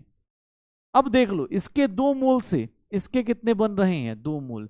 Sir देखिएगा ये दोनों रिएक्शन, अब यहां SO2 कहां से आया, यहां पर SO2 कहां से आया सर, ये पहले वाली रिएक्शन में आया, ये रिएक्शन 1 था, ये रिएक्शन 1 था, ये रिएक्शन 2 हो गया। उधर का प्रोडक्ट इधर का रिएक्टेंट डिसाइड करेगा। सर ये देखिए इसका क्या बन जाएगा 8 मोल बन जाएगा, 8 मोल SO3 प्रोड्यूस हो जाएगा, 8 मोल SO3 प्रोड्यूस हो गया। कैसे, 2 मोल से 2 मोल तो 8 मोल से कितना हो जाएगा, मास ऑफ SO3 निकालने जाएंगे तो सर क्या हो जाएगा 8 इंटू 80 कितना हो जाएगा 640। कुछ नहीं करना, एक रिएक्शन का जो प्रोडक्ट बना उसको दूसरे में रिएक्टेंट के फॉर्म में यूज कर लेना। यहां 8 है तो यहां भी 8 ही लेंगे, 8 आया कहां से आया उस रिएक्शन से आया। सर एसिड से डायरेक्ट SO3 जाने का ऑप्शन नहीं था तो मैंने पहले SO2 बनाया और उस SO2 से क्या बना दिया SO3 बना दिया। इसी को बोलते हैं सीक्वेंशियल रिएक्शन, इसी को बोलते हैं, इतना हार्ड कॉन्सेप्ट सीक्वेंशियल रिएक्शन, इसी को सीक्वेंशियल रिएक्शन बोल दिया जाता है, इसी को बोल देते हैं सीक्वेंशियल रिएक्शन, इसी को बोला जाता है सीक्वेंशियल रिएक्शन। चलो डाइल्यूशन मिक्सिंग कर लिया था ना हम लोग ने। आ जाओ आ जाओ। चलो इस क्वेश्चन का आंसर दो, इस क्वेश्चन का आंसर दो भाई, इस क्वेश्चन का आंसर दो जल्दी। हाँ बेटा आज करके जाएंगे सब कुछ, थोड़ा टाइम लगेगा लेकिन कर लेंगे। क्वेश्चन का आंसर दो। हो गया, थ्योरी थ्योरी सब चीजें खत्म हो गई भाई। आ जाइए, क्या बनेगा, क्या होगा। इस फिजिकल क्वांटिटी का यूनिट बताना है, इस फिजिकल क्वांटिटी का यूनिट बताना है, किसका क्या यूनिट होगा। सबसे पहली चीज, एक चीज को पकड़ो, मोल फ्रैक्शन क्या होगा, यूनिटलेस होगा, मोल फ्रैक्शन यूनिटलेस। मोलरिटी का यूनिट क्या होगा, मोल्स पर लीटर। मोलरिटी का क्या होगा, मोल्स पर केजी। आंसर आना चालू हो गया होगा, बी का 2, ए का 3, ए का 3, बी का 2, ए का 3, बी का 2, ए का 3, बी का 2। क्या आंसर आ जाएगा, A314। पक्का। बहुत प्यारा सा क्वेश्चन है, बहुत प्यारा सा क्वेश्चन है, एक बार ध्यान सुनिएगा, अच्छा क्वेश्चन है, देखिए अच्छा क्वेश्चन, डबल स्टार कर रहा हूं मैं। मोलरिटी ऑफ प्योर वाटर, सुनिएगा क्योंकि मैं बता रहा हूं अभी, अब आपको क्वेश्चन यूज करना है। प्योर वाटर, प्योर वाटर का मतलब मोलरिटी कैसे निकालते हो, किसी की मोलरिटी कैसे निकालते हो, कि sir number of moles divide by volume. अब सर प्योर वाटर दिया है, प्योर वाटर का मतलब क्या ले लें, एक काम करो 1 लीटर वॉल्यूम ले लूं, 1 लीटर ऑफ वाटर ले लूं। क्यों, क्योंकि यार जब कुछ नहीं है तो वॉल्यूम तो एक ले ही सकता हूं ना, पानी लेना 1 लीटर ले लो। ध्यान सुनना, मोलरिटी ऑफ प्योर वाटर, बेटा ये क्वेश्चन डायरेक्ट आ जाता है, सीधा सीधा फैक्चुअल पॉइंट। 1 लीटर पानी का मतलब क्या हो गया, 1000 ml। और पानी की डेंसिटी कितनी होती है, पानी की डेंसिटी होती है 1 ग्राम/ml। ये देख लो, 1000 ml को क्या लिख सकता हूं, 1000 ग्राम लिख सकता हूं वाटर को। और एक बात बताऊं, number of moles of water कितना होता है। और आज से ये बात याद रखिएगा, 1 लीटर पानी जो नॉर्मल इंसान ऐसे ही पी जा रहा है, आज से आपको दिमाग में जब भी पानी पीजिए याद रखिएगा कितने मोल्स उसके पी जा रहे हैं। सर 1 मोल में, 1 लीटर में, 1 लीटर पानी में कितनी है आपकी, सर कितने मोल्स आप पी जा रहे हैं, इतने मोल्स आप पी जा रहे हैं, 55.55 लीटर्स, 55.6 मान लो राउंड ऑफ करके। 1 लीटर पानी जब आप पीते हो ना बेटा, तो उसके अंदर इतने पानी के मॉलिक्यूल्स होते हैं, इतने पानी के मॉलिक्यूल्स। सोचो, घर वालों को डरा दो, डर जाएंगे बिना साइंस वाले लोगों को। इतने मॉलिक्यूल्स ऑफ वाटर पी सकते हो, हाँ, इतने मॉलिक्यूल्स ऑफ वाटर। कोई मजे लेने वाला हो तो बोले घर वालों, सात्विक इंसान को, कि देखो इतने मॉलिक्यूल्स को तुम पी गए, बताओ वो भी छोटा मोटा। 1 मोल रुपया से क्या हो सकता था, हमारी जिंदगी कहां से कहां जा सकती थी। 1 मोल रुपया से क्या हो सकता था, और 55.55 नंबर ऑफ मोल्स गायब कर दिए। हाँ, सीधा गायब कर दिए, एक बार में गटक गए। ये होता है केमिस्ट्री वाले, केमिस्ट्री वाले एकदम देख रहे हो, सिर्फ पैसा नहीं है, बाकी सब कुछ है। पैसा 0.01 मोल भी नहीं है, लेकिन देख लो 1 लीटर में इतना मॉलिक्यूल्स निकाला। केमिस्ट्री का दिल बड़ा है भाई, हाँ, केमिस्ट्री वालों का दिल बड़ा है।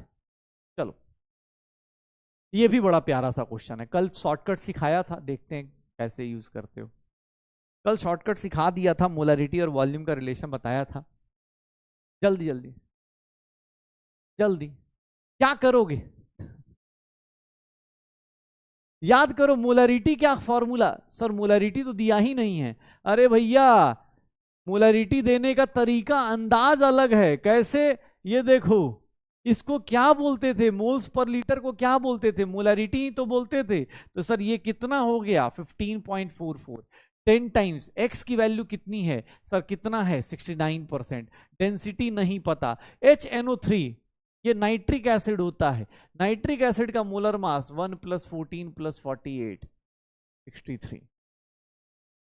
डेंसिटी यहां से निकाल सकते हैं, कितना आ जाएगा, 15.44 इंटू 63/690। निकालोगे डेंसिटी आ जाएगी, निकालोगे डेंसिटी आ जाएगी। कितना आ जाएगा डेंसिटी, निकाल दो। कितना आ जाएगा डेंसिटी, निकाल दो। क्या हो जाएगा, कितना हो जाएगा, क्या हो जाएगा भाई साहब, 90, 1.41। क्या आ जाएगा, 1.41। इसका आंसर क्या आ जाएगा, 1.41 ग्राम पर सेंटीमीटर क्यूब। क्या आंसर आ जाएगा, 1.41 आ जाएगा। निकाल दो। कैलकुलेशन थोड़ा सा कर लेना भाई, कैलकुलेशन थोड़ी कर लेना। अभी तो आप कॉन्सेप्ट सीख रहे हो, कैलकुलेशन को गोली मारो। फिर से अगेन उसी टाइप का क्वेश्चन, लेकिन अब की बार भी एक स्मार्ट क्वेश्चन है, स्मार्ट क्वेश्चन है। आज देखो कैसे स्मार्ट क्वेश्चन लेके आया हूं मैं। मोलरिटी निकालनी है। अगर आपको लगता है मोलरिटी निकालनी है, कैसे निकालोगे इसकी मोलरिटी, कैसे निकालोगे? निकालो। मोलरिटी दी है क्या? मोलरिटी दी हुई है क्या? नहीं बेटा, पूरा मॉड्यूल सब नहीं करना होता। पूरा मॉड्यूल बेटा अभी आपसे नहीं हो पाएगा, ये बार बार मैं बोल रहा हूँ। जिन लोगों को भी लगता हो पूरा मॉड्यूल आप नहीं कर पाओगे, क्योंकि कुछ चीजें क्लास 11th के लास्ट में फेज में भी आती हैं। जैसे एसिड बेस की मिक्सिंग, ये क्लास 11th के लास्ट में आता है। तो अभी इसमें दिया है क्योंकि आपको ये 12th के बाद भी पढ़ना है ना, ये मॉड्यूल आज ही थोड़ा ना सब खत्म करना है, इसको 12th के बाद भी पढ़ना है। कैसे निकालोगे? एक बात बताओ, दो तरीके हैं इसके पास। ये बताओ, ये 120 ग्राम यूरिया, मतलब number of moles of urea कितना हो जाएगा? 120/60, 2 मोल है सर, 2 मोल इन 1000 ग्राम। मतलब एक तरीका तो मैं ऐसे लिख दूं कि सर इसकी मोलालिटी कितनी दी हुई है, 2। कैसे सर? 2 मोल 1000 ग्राम पानी में सॉल्वेंट में प्रेजेंट है। सर डेंसिटी दी हुई है 1.15। सर मैं एक काम करूं, मोलरिटी ऑफ सॉल्यूशन निकालना है तो कैसे निकालते थे? याद करो, 1000 times capital M, 1000 times density minus M into molar mass of solute. Put कर दो, आंसर आ जाएगा। एक तरीका तो ये हो गया। 1000 टाइम्स m की वैल्यू कितनी है नहीं पता, डेंसिटी कितनी है भाई साहब 1.15, तो मतलब 1150 माइनस मोलर मास कितना है 60, मोलरिटी नहीं पता, तो इसको कैंसिल आउट कर दो ना, 500 हो गया। 1150 minus 60m is equals to 500m। 1150 is equals to 560m आ जाएगा, और m की वैल्यू जो होगी 1150 upon 560, sir that will be 2 से तो बड़ा ही होगा, तो 2 पॉइंट क्या आ जाएगा यार, 0 से 0 चला गया, 2.02 आ जाएगा। 2.0 क्या आ जाएगा? 2.05 आ जाएगा, सी आ जाएगा। अगर आपको लगता है तो भाई आप दूसरे तरीके से भी कर सकते थे। कैसे?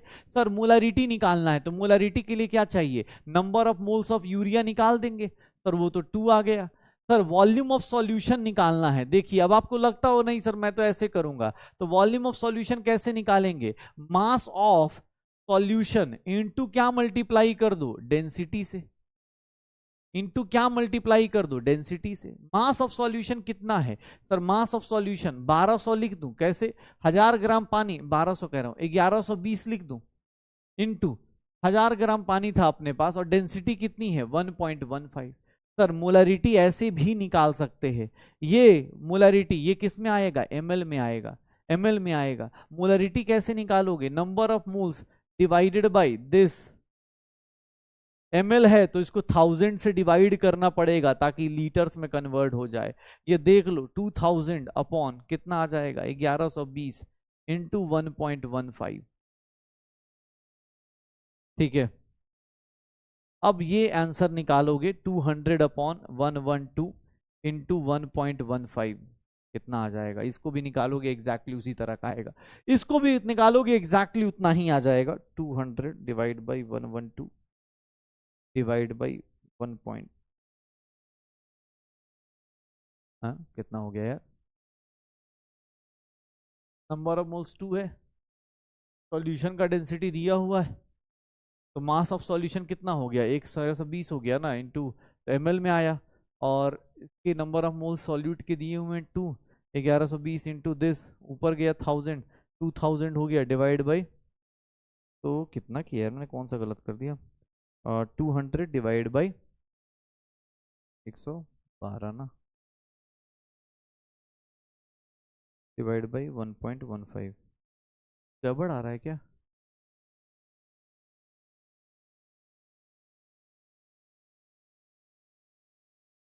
कुछ तो गड़बड़ किया आपने,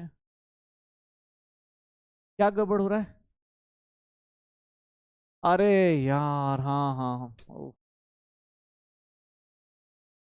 मास अपॉन डेंसिटी होता है ना, mass of solution upon density होता है। अरे मास ऑफ सॉल्यूशन कितना था 1120 अपॉन 1.15 ग्राम ml आ जाएगा। और इसको लीटर में कन्वर्ट करोगे तो लीटर में कन्वर्ट करने के लिए आपको क्या करना पड़ेगा, ऊपर 1000 लीटर में ऐसे कन्वर्ट होगा। अब मोलारिटी निकालने जाओगे तो 2 अपॉन 1120 अपॉन कितना हो जाएगा 1.15 इंटू 1000, 2 इंटू 1.15 इंटू 1000 अपॉन 1120। ठीक है, तो ये हो गया 100, 0 0 0 0, कितना आ गया 230 बाई 112, 230 बाई 112, 2.05। ठीक है, अब दोनों साइड से आ गया। मतलब ये सेकंड मेथड से करना चाहो, सेकंड मेथड से भी आपका आंसर आएगा। जैसे मर्जी वैसे आंसर निकाल सकते हो, जैसे मर्जी वैसे आंसर निकाला जा सकता है। ठीक है ना, जैसे मर्जी वैसे आंसर निकाला जा सकता है। ठीक है, एक लास्ट चीज बस बेटा, बस लास्ट चीज के खत्म कर रहा हूं, बस अब सब कुछ हो गया। अब इसका सीक्वेंशियल रिएक्शन करा चुका हूं तो हो गया, बस यही लास्ट चीज।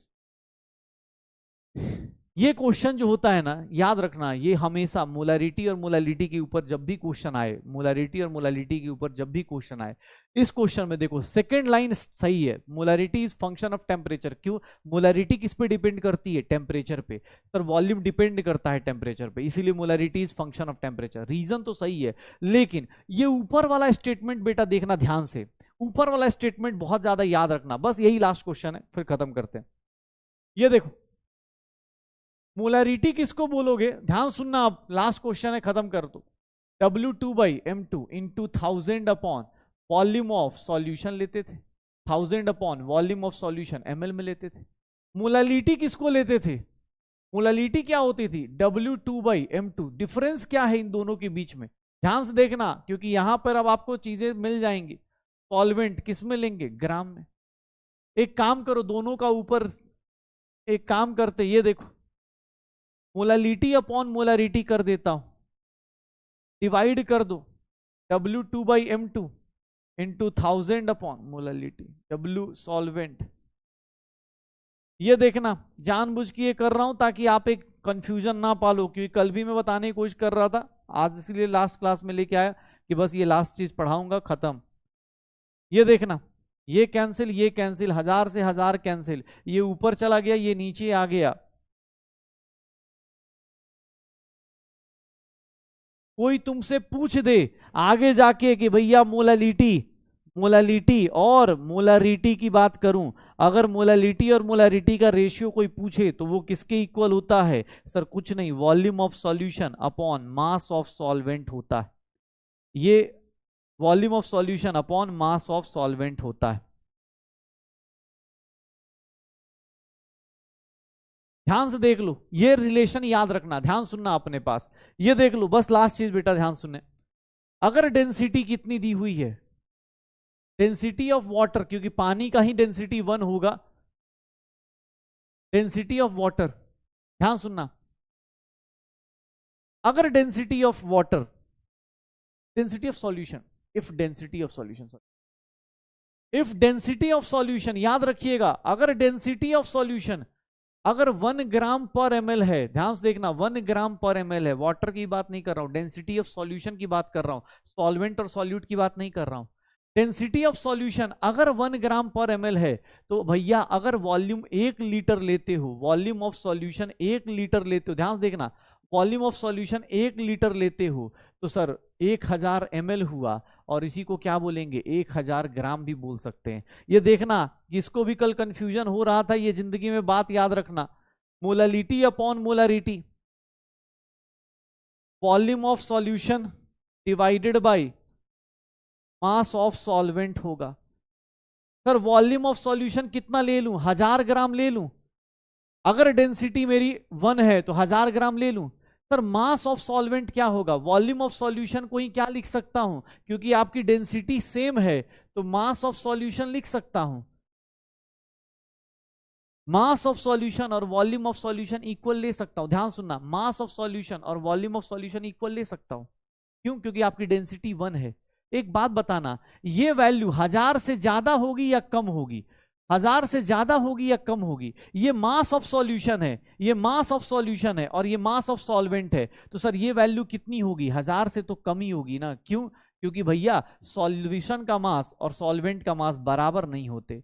मतलब मोलालिटी जो होगी, मोलालिटी जो होगी, मोलालिटी जो होगी, मोलारिटी, ये वैल्यू क्या होगी सर, ये वैल्यू ग्रेटर देन 1 आएगी। ये वैल्यू क्या होगी, ग्रेटर देन 1 आ जाएगी। ये रेशियो क्या आ जाएगा, ग्रेटर देन 1। याद रखिएगा, अगर आपसे कोई पूछ दे, ऐसे पूछना नहीं चाहिए, लेकिन हाँ मोलारिटी जो होती है, मोलालिटी जो होती है, मोलारिटी से अपने पास ज्यादा होती है अगर डेंसिटी 1 है तो। अगर डेंसिटी है 1 तो, डेंसिटी है 1 तो, इसके अलावा कभी कोई स्टेटमेंट मत देना कि मोलारिटी ज्यादा होती है मोलारिटी कम होती है, नहीं। अगर डेंसिटी 1 है तो ये प्रूफ करके दे रहा हूं, आप लाइफ में याद रखना, अगर डेंसिटी 1 ग्राम पर ml है सॉल्यूशन की, सॉल्यूशन की डेंसिटी 1 ग्राम पर ml है, तो आप बोल सकते हो कि molality is greater than molarity. Otherwise कभी आप नहीं बोल पाओगे मोलालिटी मोलारिटी में कौन बड़ा है कौन नहीं। अब कोई कुछ भी बोल दे, वो अलग कहानी है, तुम्हारे सामने प्रूफ है, molality is greater than molarity, molality is greater than molarity. बाकी चलो अब अपनी कहानी को फिनिश करते। समरी खत्म। मोल बोल रहा है, गाना गा रहा है, मुझे मैनू विदा करो जी, मैनू विदा। होमवर्क, टीपीपी, रिवीजन, हाँ टीपीपी रिवीजन सब कुछ खत्म कर दो, ठीक है। तो मुबारक हो, आपको मूल कॉन्सेप्ट हुआ है, आपको मूल कॉन्सेप्ट हुआ है। आप मूल कॉन्सेप्ट से अब मुक्त हो चुके हैं, पूरा का पूरा चैप्टर आप खत्म कर चुके हैं, ठीक है। तो बस भाई, तुम गाना तुम्हें ये याद रहता है, तुम्हें चौथी क्लास में क्या पढ़ाया था बताओ। हाँ, अबे तुम क्या गाना सुन के जाओगे क्या। अबे भाई मैं तो, मेरे दिमाग में तो ये चल रहा था।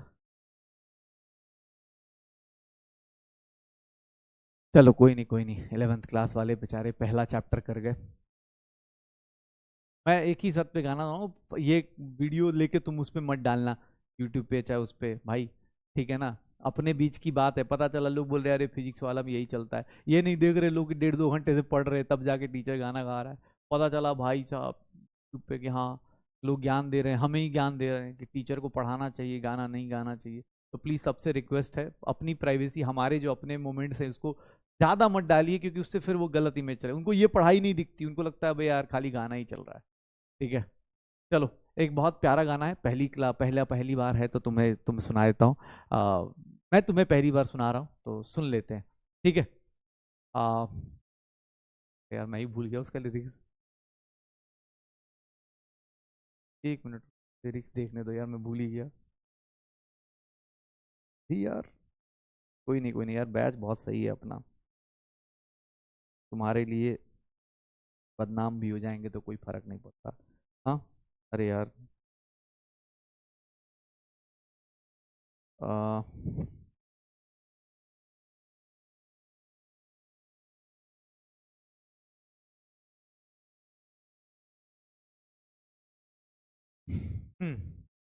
और नर्वसनेस आ जाती है भाई, 4 घंटे से बोल रहा हूँ भौंक रहा हूँ, तो सुर लय ताल के एकदम बैंड बजाते हुए दांसू जी महाराज शुरू करते हैं आपके लिए गाना। आ, हाँ मतलब मैं किसी किसी के लिए गा सकते हैं, कॉलेज पहुंचना तो। हमको मिली है आज ये घड़ियां नसीब से, हमको मिली है आज ये घड़ियां नसीब से, जी भर के देख लीजिए हमको करीब से, फिर आपके नसीब में ये रात हो न हो, शायद फिर इस जन्म मुलाकात हो न हो, लग जा गले से, ठीक है। हो गया? तो भाई पढ़ लो, नहीं तो फिर इस जन्म में मुलाकात नहीं होगी। मूल कॉन्सेप्ट जा रहा है अब। जाने दो उसको, विदा करो। हाँ, गाना गाओ, मैनू विदा करो जी, मैनू विदा करो जी, मैनू विदा करो। हाँ, चलो भाई, तो मिलते हैं अगली क्लास में। मंडे से एकदम फ्रेश स्टार्ट करेंगे नए चैप्टर में। और मंडे को भाई सबको बुला लो, सबको बुला लो, जितने लोगों को बुला सकते हो बुला लो, क्योंकि मंडे की क्लास में भाई एकदम फ्रेश स्टार्ट होगा, कुछ भी पुराना नहीं पूछा जाएगा। ओके, चलो बाय बाय, गुड नाइट।